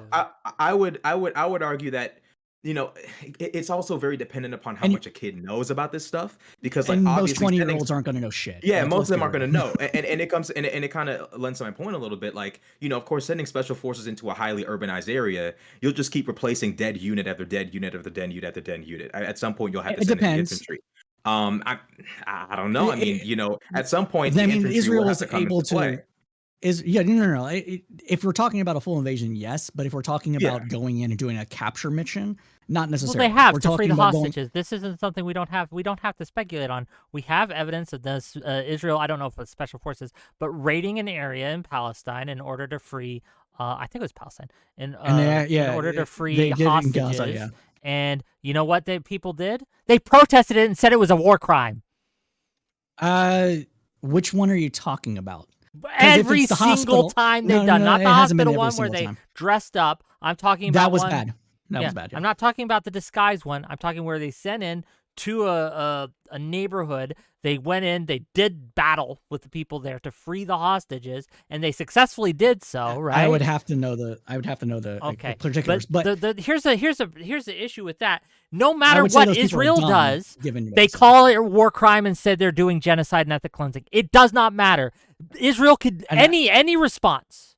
The majority of these protesters, right, would say Israel's doing an ethnic cleansing and a genocide and a bad thing, and they won't talk to you anymore, right? I don't know if you've seen some of the recent videos, but they have again in a show of this kind of outside influence, very synthetic style that again leads credence to this is not BBL spontaneous, debates. right?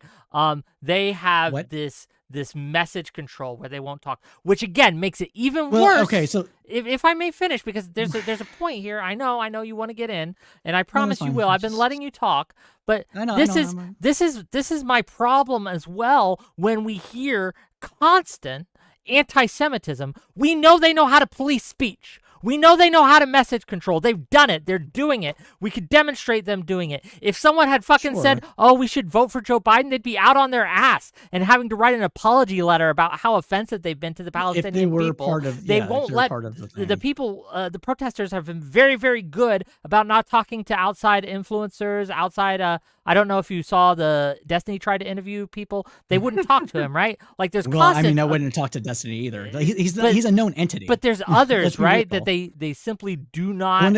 Anyone with a camera, they don't allow them in. Anyone with at least two of. Can I finish? One of those. Yeah, sorry. Yes, can I finish? Anyone with a camera, and there's plenty we can show you, right? So that they know message control. But when people go in and say we like things like no, we don't. We stand with the fighters in Palestine, Hamas, and things like that. And when they cheer it on, they literally cheer it on. Crowds cheer it on, and there's no message control there. We know that they are selectively applying their message control. So either they're okay with it or they don't care enough about it to do anything. And in either case, that is an indicator that there is some rampant fucking anti-Semitism in these issues, in these protests. And it's a fucking problem. But go ahead. Now you can talk. Okay. So this is why I wouldn't necessarily say every single one of those things is anti-Semitism. Okay. And this is because I understand where these people are coming from, and it's not necessarily an issue with people that are Jewish. It's with the issue of Israel itself and how it is viewed. So a lot of people on the left view Israel somewhat rightly so, as a colonialist project. Okay? Zionism is a colonialist project. When Zionism was first being debated and created as a way to get an ethnic Jewish state into existence, they had multiple kinds of places that they were thinking about setting this up. Okay, there was one in, I want to say it was in Zimbabwe while it was still Rhodesia. I think there was another place in Africa that they were trying to set it up. I think it was I don't know I don't Somewhere in South remember the America. country. I can't Then remember, somewhere in South Argentina or America, something like yeah, that. somewhere else like that, and they eventually settled on Israel for a number of different reasons: religious, cultural. That's where they're from. Yada yada yada. But in every case, there was always going to be somewhat of a colonialist project because they wanted to maintain a Jewish ethnic majority in order, and that is, rightly or wrongly, they believed that was the only way in order to protect Jewish people from oppression. Okay. So if that is the kind of thing if that's how you're viewing it, if you view Israel as a colonialist project and you believe that all colonialist projects are inherently evil, then you're going to cheer on the group that is going to try to destroy that colonialist project. Well, there That's one. inherently lies That's a one reason. problem. Well, just Continue. we got one other thing to- $20 Okay. to say from Lawson Harrison. Thank you for the $20 to say the factual matters play into how much respect I grant to these protesters. If they thought they would be willing to engage in talk, I would respect them. But it's the same types that cry about black shootings stats during BLM. Thank you for the $20. Sorry, carry on. Yeah. Okay. And so the only other point I was going to make is that let me regain my thoughts here. So excuse me. Sorry, I ate right before coming on. Take your time. You're good. The other one that I was going to talk about is the fact that not only do they view it as a colonialist project, but a lot of people, dumbly, mind you, believe any means necessary is valid. And not only that, they don't believe all the stuff that Hamas has been accused of because of some instances that were debunked by other media outfits, some of it done by the UN, some of the instances of UN also saying that Israel has engaged in similar issues. So they don't believe that a lot of this stuff is an actually thing. Now, whether or not that's good, I don't think it's good. I think these people are dumb. I think that they are largely uninformed or misinformed, if you want to say it's both. But I'm not willing to call that anti-Semitism. I'm willing to chalk that up to misinformation, no information, and just leftist thought in general when it comes to how states ought to function if they are to exist at all.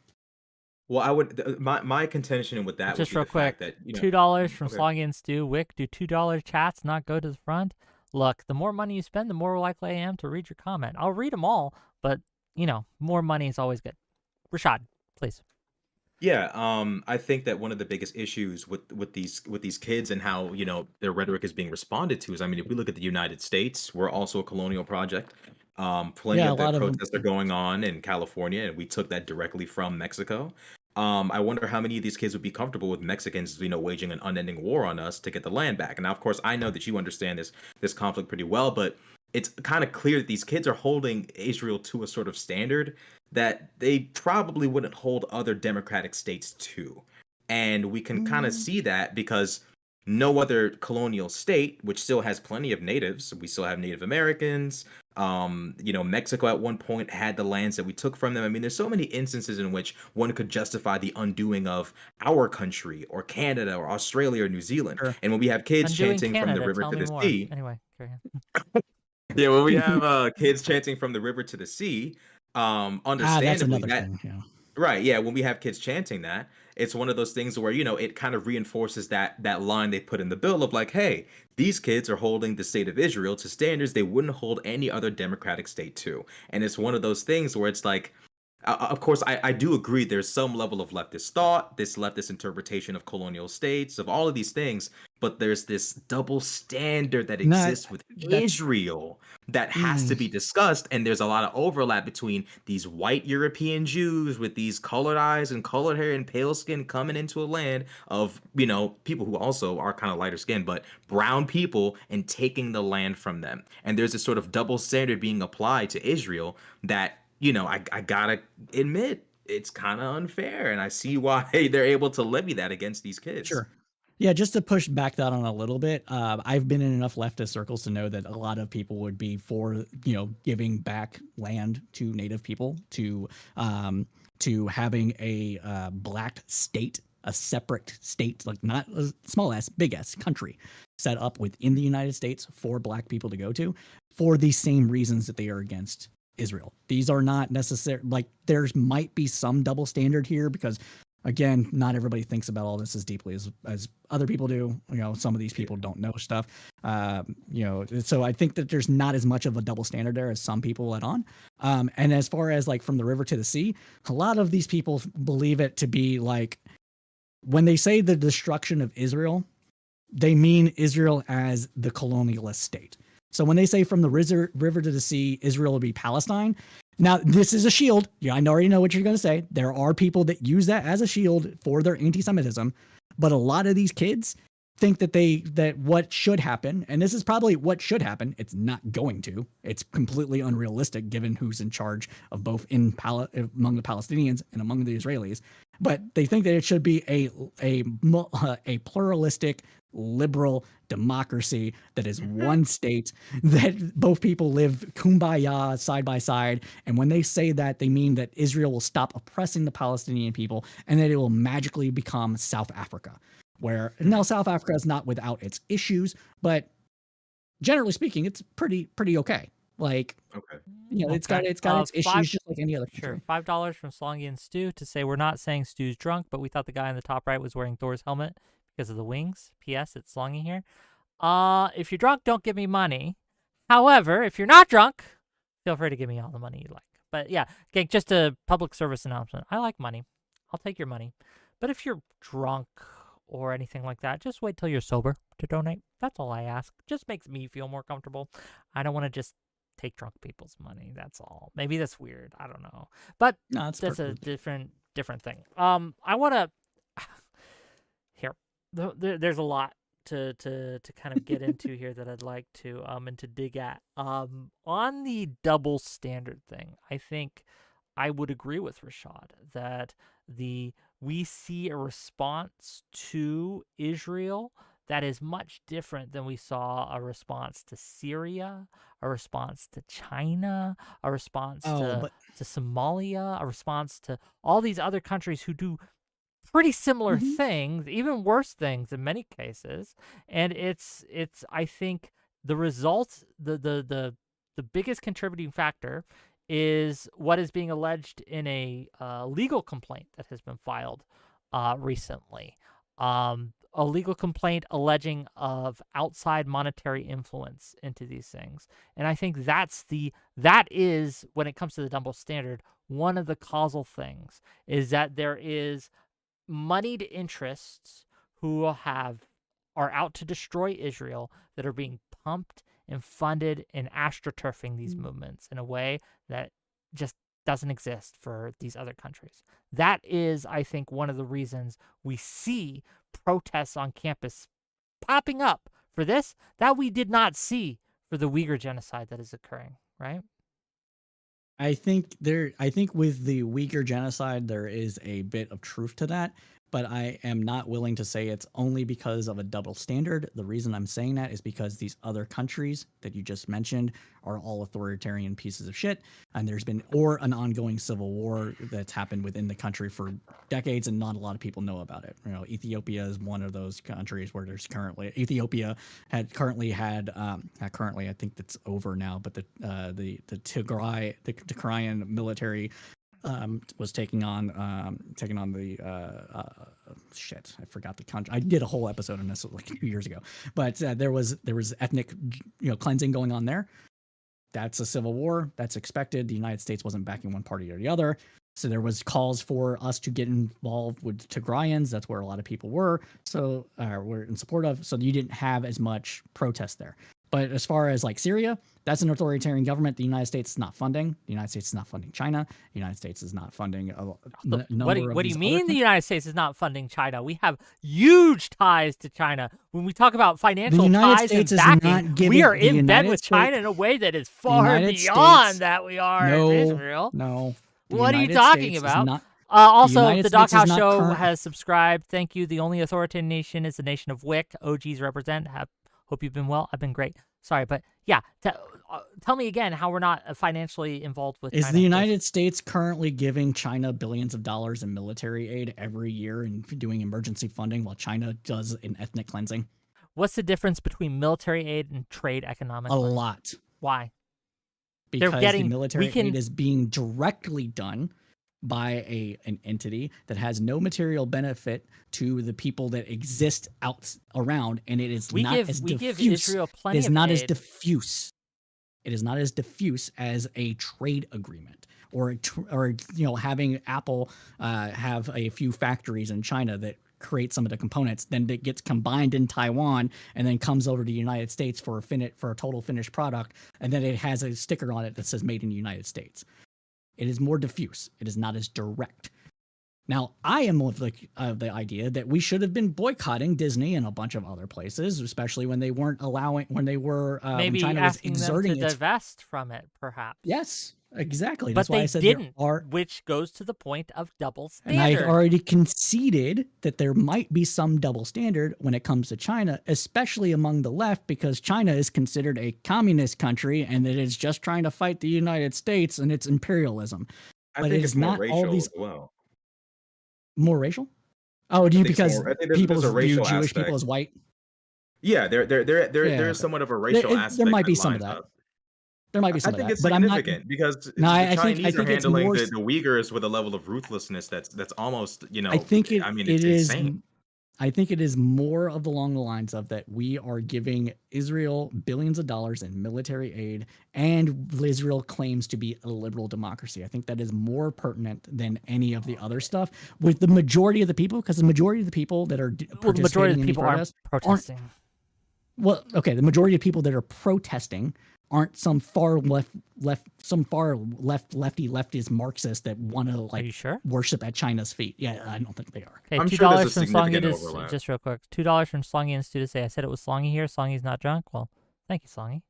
And $2 from Slongy and Stu to say the hell, Slongy, you're spending your inheritance. I guess Stu is back. Well, I encourage you, as long as you're sober, to have that conversation with my super chats. Thank you. I'll read them as I can. But tossing it to Rashad. Rashad, go.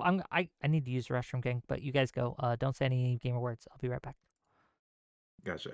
Yeah, I mean, I think there's definitely there's something odd happening, and I think it is on some level racial. I think the fact that the Islamic world has comfortably ignored what's going on with their brothers in so many different countries, specifically China, but have found this revitalization and energy as it pertains to Israel is really interesting, and there's no denying that the Islamic world is having a significant impact on how young kids in America perceive the conflict.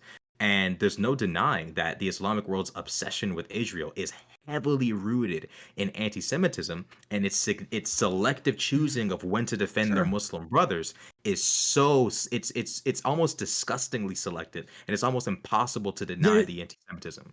I would say there's definitely anti-Semitism there. The reason why I said I'm not the college protest specifically is because, as I've already said, most people don't know anything. There's the large component of the United States being directly giving military aid for Israel and not using any of that aid as leverage to get Israel to stop doing what a lot of people, even people that are not participating in protests like me, I'm not participating in the protest, view to be morally abhorrent. I actually went out of my way. I went out of my way to vote in the Democratic primary in Texas because there's no point in me voting in it for the most part. To lodge a protest vote against Biden in order to try to be like, hey, look, like these things are important to us. Try using some of that leverage to stop this thing that's going on. And as long as and I'm not one of the people that are like, it's my tax dollars, but as long as the United States is representing me and using its power and influence in order to do things that I do not like, I'm going to protest those things in some capacity. Well, and I think that's more along the lines of sorry. what's going on rather me- than some of the other things So that here has been said. Here's the thing, just on China specifically, right? Like we've had when it comes to the academies, the universities, there's been time after time after time where pro-Chinese speakers, right, from the Chinese government, from the CCP, that are engaging in a genocide, who have come in to these college campuses, and we've had a couple light protests, but just very, very little, very, very light touch, right? So it's like if 𝕵𝖎𝖎𝖙 came to a college campus. Do you think that they would treat them in the same way? Right? That there wouldn't be a massive uprising? And they have had Chinese government officials that are engaging directly in genocide come to these campuses, and no one says a fucking thing. Well, I would like to know when that happened so that I'll give you a couple of links. It's very recent. One just happened a few weeks ago. I believe it. I believe that it happened. I didn't know that it's happening. So if I knew it was happening, I'd be one of the people to show up to protest. That's my point.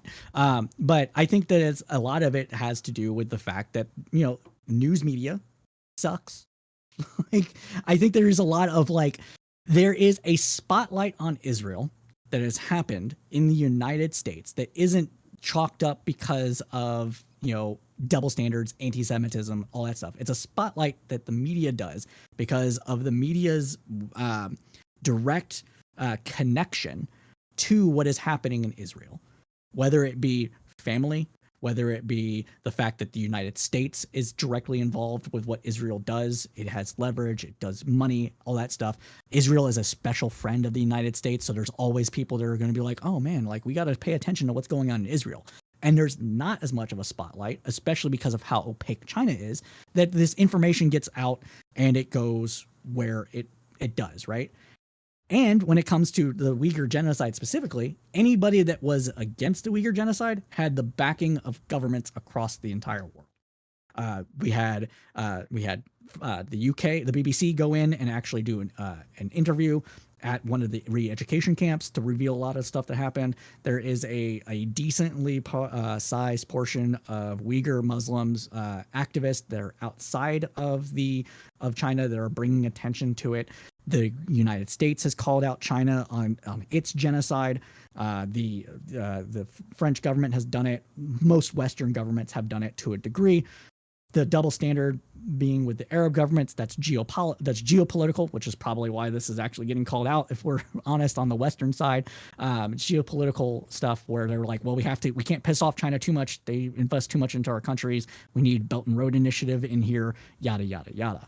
So I think if we're going to talk about the double standard when it comes to China specifically, it's a double standard on both sides on that. But I don't think that the reason why you have lack of protest is because of that double standard per se.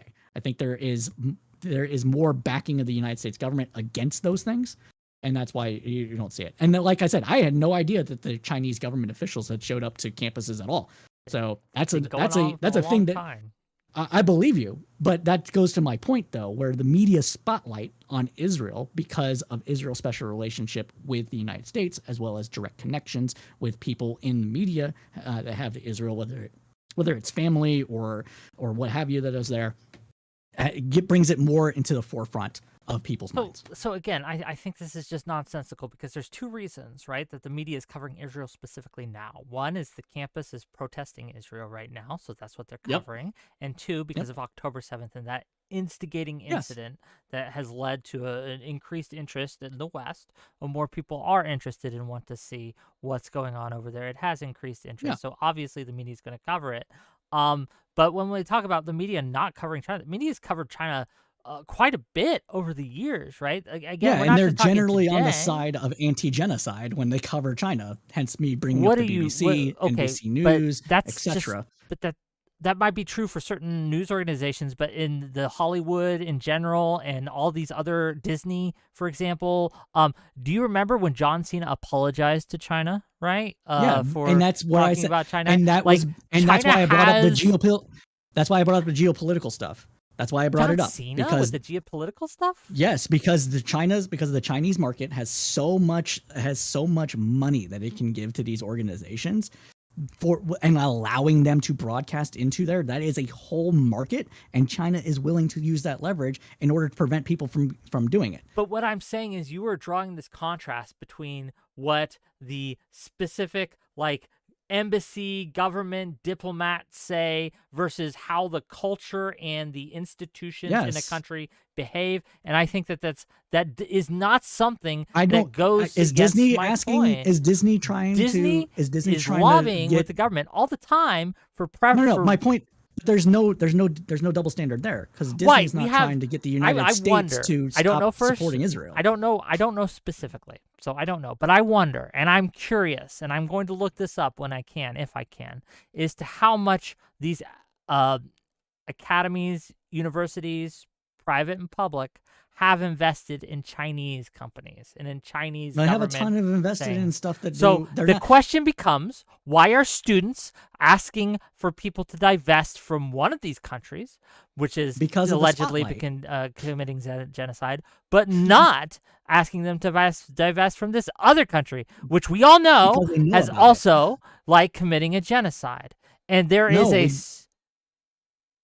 Do you disagree We that they're don't. committing a No, genocide? I don't disagree that they're committing a genocide. I am saying that that a lot of people, especially these dumb college kids, and I mean dumb as in ignorant, so these ignorant college kids don't know that or think that it's bullshit. They don't think that when it comes, the majority of the people that are out protesting don't think that about Israel because there are bombs being dropped right now. With China, the genocide was more opaque. It was more, it was a softer touch, so to speak. It was re-education camps. And it's opaque because of China's ability to stop any media reports from getting out of China into the wider But we've had politics. plenty Especially of when it media comes to reports TikTok. on it. TikTok does not allow anybody to see anything mentioned about Uyghurs. It doesn't go viral on TikTok. The Uyghur genocide's not viral on TikTok unless it comes from a couple of news organizations, and those even have less views than you would expect them to have. These kind of reports, if they were on a different thing that wasn't China adjacent, would have like millions upon millions of views, and on these they're breaking maybe 500,000, if that. That's just hardly one of anything. many geopolitical issues involving Muslims. It's just one of many. I mean, we see the tensions going on in India. We see what went on with the Kurds in Iraq and Syria. I mean, But this is just one of Yes. many. And I think And that most part people of how don't know kids about are any of that. right. No, but I think hold that's on, part of hold the on, hold on, reason hold why on. they I'm don't sorry, know. Rashad.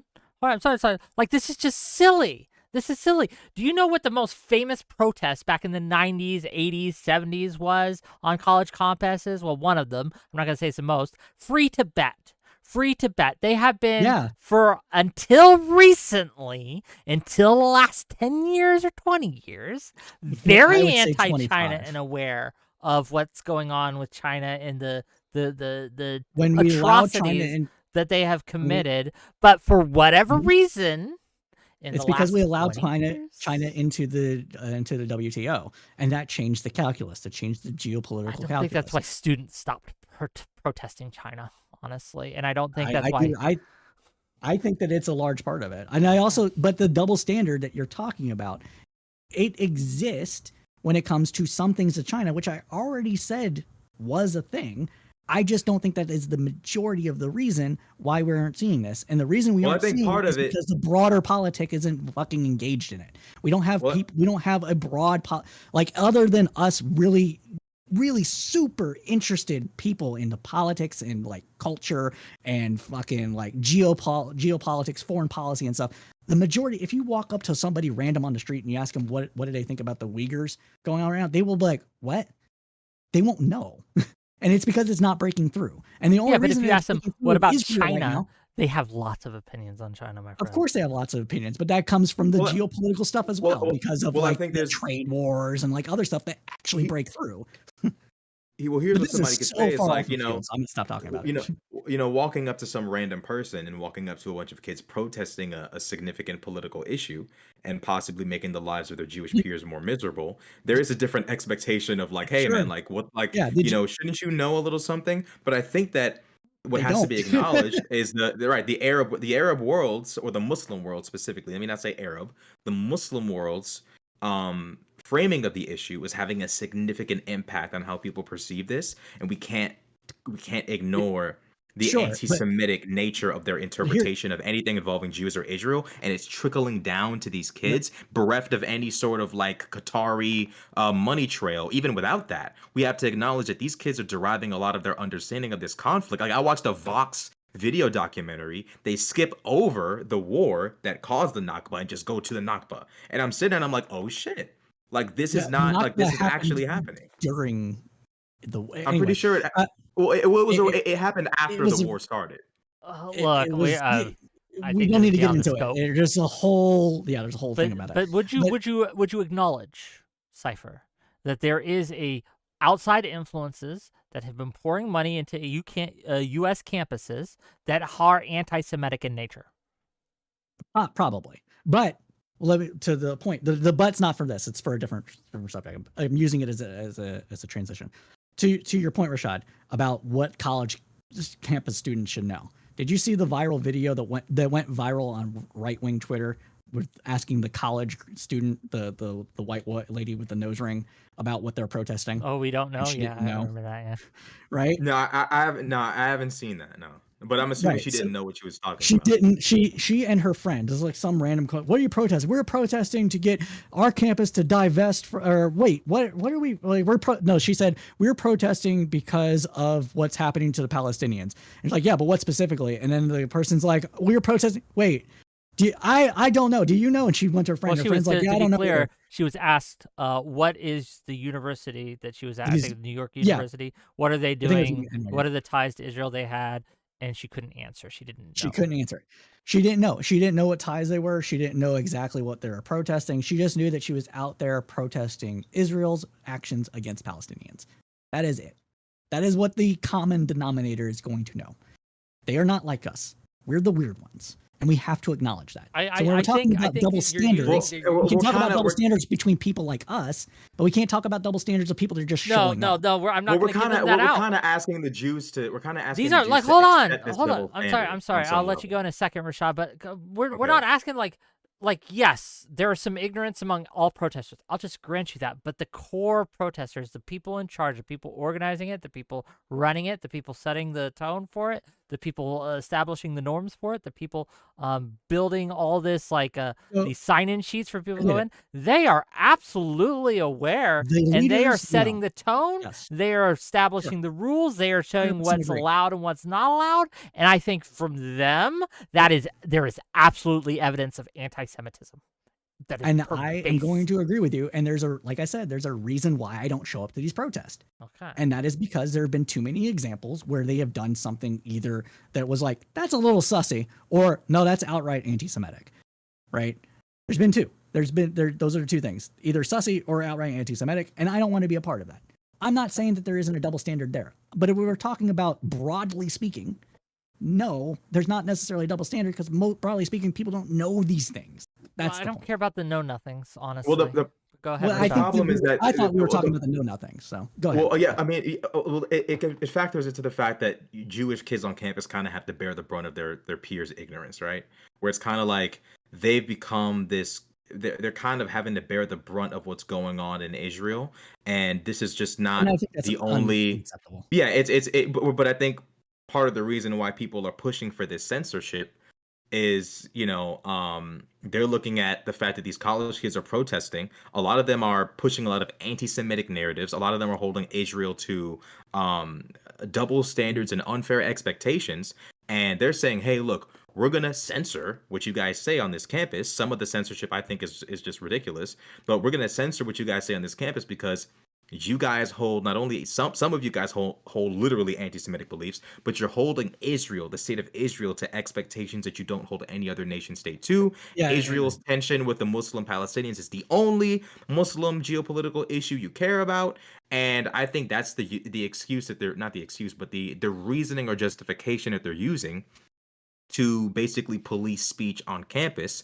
And I think that there is some overlap with Islamic issues and like, hey, don't say that it's Islamophobic, or maybe I'm reaching here, but there's this realm of like colonialism, this is Islamophobic, this is Yeah. So no, I'm gonna let you respond. I'm gonna let you respond, but $5 from cameraman 502 to say, are we gonna argue these kids haven't been protesting Burma because no bombs are being dropped, rather than professors having obsessions with Israel? And we'll talk about that after you respond, though, because the academic side of things is. I think I as far as anyways, I won't get into that. But shit, I fucking lost my train of thought. Like, give me 2 seconds. Like, God damn it. Just got to make my money, bro. But go ahead. No, I get it, man. Okay. Double standards. So the double standards, thank you. That's what I was getting. So when it comes to the double standard thing, there is some with at least the leadership, right? But when it comes to these kids, I think you are not putting enough emphasis on the fact that the United States directly gives Israel billions of dollars in aid, and Israel claims to be a liberal democracy. And Israel has been operating not as a liberal democracy, at least to them. You can say that it is, whatever, but at least to them, not operating as a liberal democracy, specifically because how it's been treating the Palestinian people, absent Hamas, since at least 1978. Okay. And that is the issue. I think that what you are doing is you are downplaying the issue of anti-Semitism on campus, especially when it comes to well, let me finish, right? From the leadership specifically, as well as the professors. And thank you for that super chat, because it did remind me that I wanted to talk about this. So there is a problem. Let me talk about it, then you can respond. There is a huge issue with a lot of these Ivy League campuses where the professors themselves have very anti-Israel, anti-Zionist biases. And my hypothesis is that it is leading and trickling down to become anti-Semitism, because they take positions that when the rank and file it gets to them, it becomes indistinguishable from anti-Semitism, because they're blocking Jewish people, not Zionists, not Israelis, American Jewish people, from getting into their faculties. They're treating them differently. So whether or not they intend it to be anti-Semitic, it does not matter, because the actual effect of the policies, prescriptions, and the things that they are advocating for is discriminatory towards Jews specifically, and is not just towards Israel. Go ahead. I am not going to disagree that there are issues with anti-Semitism happening at these protests, and people using anti-Zionism as a shield against claims of anti-Semitism, because that would be stupid. That would be the lie. I don't know how much of that issue there is, and I'm not going to try to hypothesize of it. My feeling on that is that it is not the majority. My feeling is it's not even the majority of the leadership of these protests. That's my feeling. But I don't know. I don't go to these protests. And I don't go to the protests because, for the two reasons I said, there's been anti-Semitism from some leaders, and there's been sussy stuff where at least optically it was just stupid. Case in point, the hospital that got protested in, I want to say it was New York. They said this hospital is a Zionist institution. You look in, you're like, oh, that was really weird. What is going on here? It turns out that they do a lot of research grants and send faculty over and stuff to a particular hospital that operates in northern Israel, and that hospital helps with like war injuries and like some other stuff with the IDF or whatever, right? So optically speaking, it is really stupid. From a factual standpoint, maybe there's some truth to it, but optically, it's just dumb, because most people aren't going to know that. And I guarantee that every single person, like, except for the leader that was in that, and was like, this is a Zionist institution, they didn't know anything.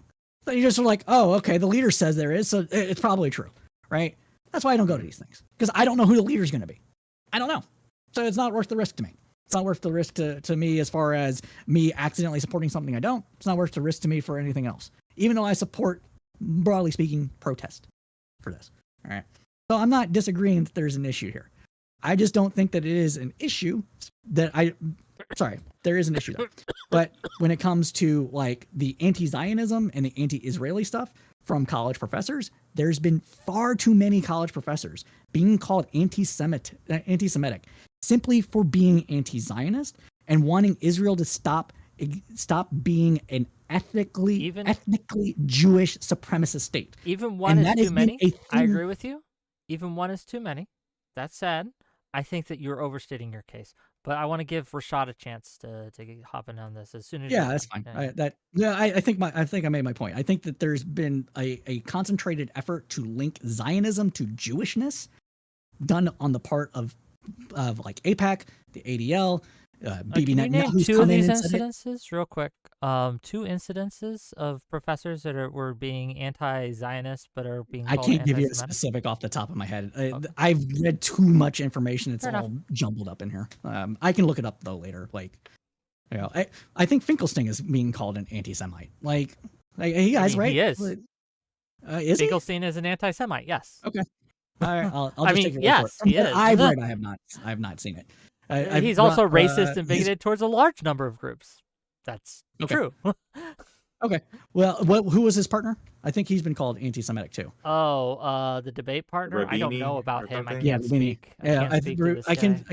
Rabini, I know a bit more about, and I know that he's been called anti-Semitic. I know there's been. This is a good one. So recently, and it's on my Twitter, the Jewish Current, I think is what it's called. There's 2. There's the Jewish C. One of them's Current, and one of them's another C1. One of them's like kind of progressive-ish Jewish newspaper. The other one is just a Zionist newspaper, and I don't mean that like pejoratively. That's like the reason they exist. Go ahead.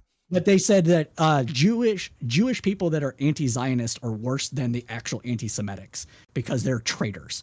And I'm like, that's anti-Zionist. That's anti-Semitic, dude. Like, what are you fucking doing? Like, calling someone a race traitor is the definition of racism.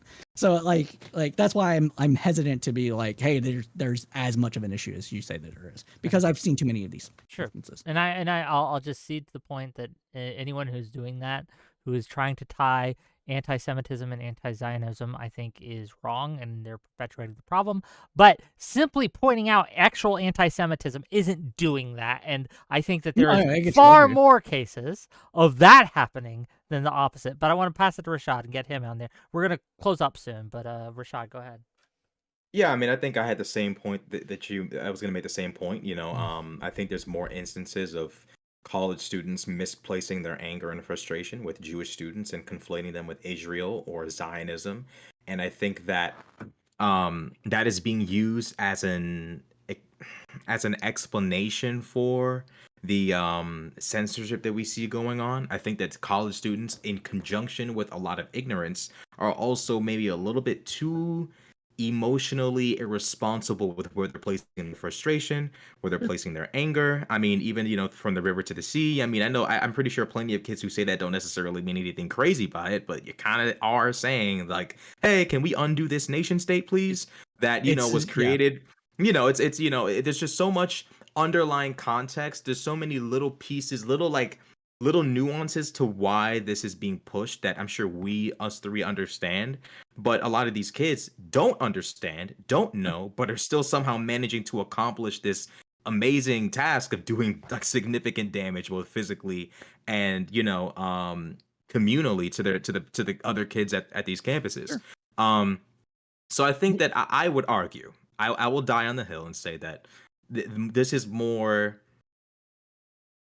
It's a strong mixture of geopolitical ignorance and anti-Semitism, more so than it is an attempt to, more so than it is like a humanitarian attempt. Like if we go from like to the tippity top of what this movement really is, generally speaking, I don't think it's as fair as these kids make it out to be, and I think that it's heavily influenced by how ignorant they are to the topic. And I think that it's kind of, I'm not justifying the censorship, but I think that what they're trying to say is like, hey, like Jewish students shouldn't have to pay the price of their peers being morons. Sure. No, I think it is fair. It is reasonable for some Jewish students to interpret from the river to the sea, Palestine will be free, as a call for ethnic cleansing, because that is how it has been used by groups within Palestine. That's what they meant by it, right? What do you want to call those groups? I don't care. But when they say it, and this has been a change that has come from the PLO since 1978, which is why I say at least since 1978, there's been a change where that means that has come to another connotation. It does not necessarily mean that it is It is going to an ethnic cleansing thing, right? Okay. And there are some instances, too many instances of actual anti-Semitism happening. Jewish students bearing the brunt of it. You are correct about that. There's also instances of where they are saying that something has been anti-Semitic and it's been anti-Zionist. For example, I think the brawl that happened between the pro-Israel and pro-Palestinian people, that was a confrontation of anti-Zionism rather than anti-Jewishness. I think in one instance, this is a famous done lefties thing, so I don't expect anybody here to necessarily have seen it, but there was an instance of where the protesters, there was somebody leading a protest or something that was like allergic to bananas or some shit, or at least it was a rumor that happened. And I don't know if she was an Israeli, but an Israeli supporter showed up wearing the Israeli flag as a cape and trying to smear banana on like anybody that she was waving a banana like a machine gun. It was a banana genocide, right? I saw that incident. Then they doxed her, by the way, and and all these things, right? Like this is the level, like the rhetoric around what she actually did. She came in and she waved a banana. That's what she did. I've read instances from people that claim to be that. I don't know, okay, because we only know what we see and what people claim. But the instance was that she heard that there was somebody deathly allergic to bananas, and then she came in and tried to like put it in people's faces. Like that would be assault against that person. Video of it. We could just watch, right? What she did. We have video of an instant of a moment in time that doesn't necessarily capture everything that she did. We have all those. That's fair. Chimp clipping happens every time. Like there's been instances where people started filming the police like right after they were doing stuff that was bad, and then they stopped doing the bad things. People are like, what happened? And then it turns out, well, I started filming because they just slammed the guy's head into the fucking cement, and you have the gash right here, right? So we don't know. So that's why I'm saying I don't know. But if that was the case, that's what we have here. But you said we're going to wrap up. So yeah, we are. We are going to wrap up. Thank you for coming for this discussion. I'm going to give us all closing statements here. But yeah, I think that like we could talk for hours on this. We're going to have some great shows coming up next week, gang. I hope you all have a good weekend. Gang, if you liked this content, if you enjoy this kind of discussion and you want to see more discussions like this, there's one way to do that. Reward me financially for having them. Give me money, right? Send me donations, super chats, become members, send me gift subs on Twitch. All these things really help me out. If you don't have any money, that's okay. You can also help me out and support the channel by hitting that like button, hitting the subscribe, hitting that follow button. All these are ways to support the channel. Let me know that this is the type of content that you want to see, gang, that you, dear viewer, want to see. Now, that said, we're going to get into closing statements, and then we're gonna move on, right? And we'll see you Monday, where I have that gentleman, the UCLA protester, coming on to have a discussion with him. It should be fun. But let me I'll go first, and I'll let Cypher have the last word. How's that? I'll go first, Rashad, and then we'll Cypher. Closing statement. At the end of the day, intention matters to a point, right? We can have the best intentions in the world, but it can often lead to bad outcomes. The people who, for the last 10 years, have been asking for the powerful institutions to suppress speech they don't like are now facing the consequences of their action, of what their advocacy has been, which now you have the powerful, which has been normalized to do, using the powers that be to suppress their speech instead. Heckler's veto is not free speech. Shouting other people down is not free speech. Obstructing others is not free speech. These are all antithetical to the culture that we should be providing for free speech. It's okay to protest someone coming into your campus. What is not okay is to ask for the campus to ban them from coming into your campus. These are two different actions. They are not the same. When it comes to anti-Semitism at these protests, I think that the fish rots from the head. It's coming from the head. The outside influences of money influences and political influences have been in large part anti-Semitic in nature, and they are being funneled into these, again, astroturf protests. They are not spontaneous. They are organized, and they have message control, but they fail to use that message control to prevent anti-Semitic hate speech from going on, and they should be condemned for it. I do not agree with the police being called in for them when they are not engaged in violence, destruction, or obstruction. I do not agree with the decision for the University of Texas to call in the police initially, right? However, I think that when they barricade themselves into buildings and hold people hostage and start violently assaulting others, then I think it's okay for the cops to step in. That said, that's my opinion. That's what I think. We're going to pass it off to Rashad. Go ahead. Yeah, I think that freedom of speech, generally speaking, has kind of always been under attack on college campuses. I think that this iteration of freedom of speech being under attack is somewhat influenced by the culture that's been created by the left over the past decade. I think that there has been this sort of expectation of like, hey, we've been doing this for a while, get with the program.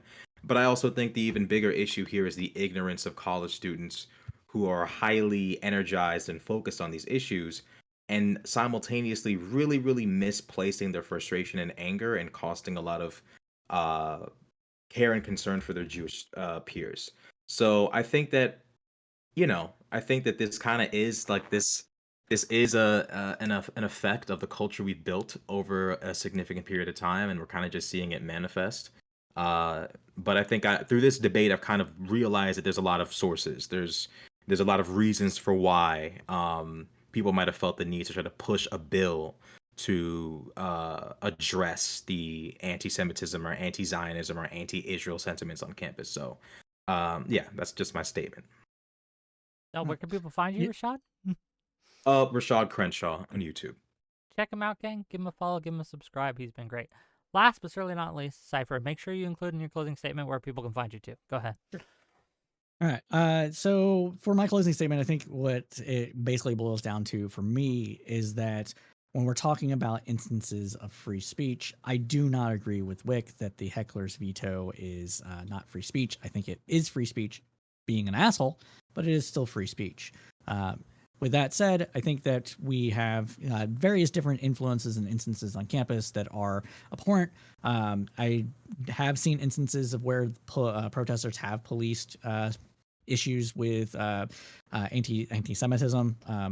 Whether or not that's common, I don't know. I don't go all to every single video, so I'm not going to claim one way or another. I just know I've seen instances of both.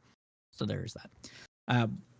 Coming back to the free speech issue, though, I do believe that what we're seeing here is not necessarily an influence from the anti-free speech, hate speech instances that has existed over the last 10 years from elder Gen Z and younger millennials. But I think this is more along the same lines of what has been pushed and successfully passed by some states and institutions to hold any student that has anti-Zionist beliefs to some sort of account to prevent those things from happening. And I think that is partly due to whether or not it's leverage or politics. It's up there. But if you liked anything I had to say, and even if you didn't, but want to see more of me, go ahead and check out my YouTube channel. It is under Cypher Report. I want to get back to doing weekly videos, but I've been busy for the last 3 weeks. So we'll see if I can do maybe hard-hitting, long-form content at least once a month, starting here in a couple of weeks, because I am going on a vacation. Check out the TikTok video. It's important. It has all the information that you need in order to make up your mind, and so you can decrypt the world. Thank you, Whick, for having me on. Well, thanks for being here. $5 from Slongy and Stu to say, when do we have the WhickTV studio so we can be face to face? When you give me enough money, if you guys want me to do in life content, I gotta be making a lot more money than I am now. But gang, it's gonna be great. Thanks for coming. And I will see you guys on Monday when we talk to the UCLA protester that's been on CNN. It's gonna be fun. Next week, also Wednesday, the 8th of Wednesday. Or the 8th of Wednesday, the 8th of May, we're going to be talking to Lav. We're going to be talking to Fairy Queen. We're going to be talking to Aurora. We're going to be talking to Cham and to others about the man versus bear. who would you rather be trapped in the woods with, a man or a bear? We're going to trap them on a panel with a Whick and see if they survive the experience. It'll be fun. It'll be great. Crazy. Check us out. Thursday, Brianna Wu's coming on to defend the anti-Semitism bill, and we'll see how that goes. So that'll be fun too.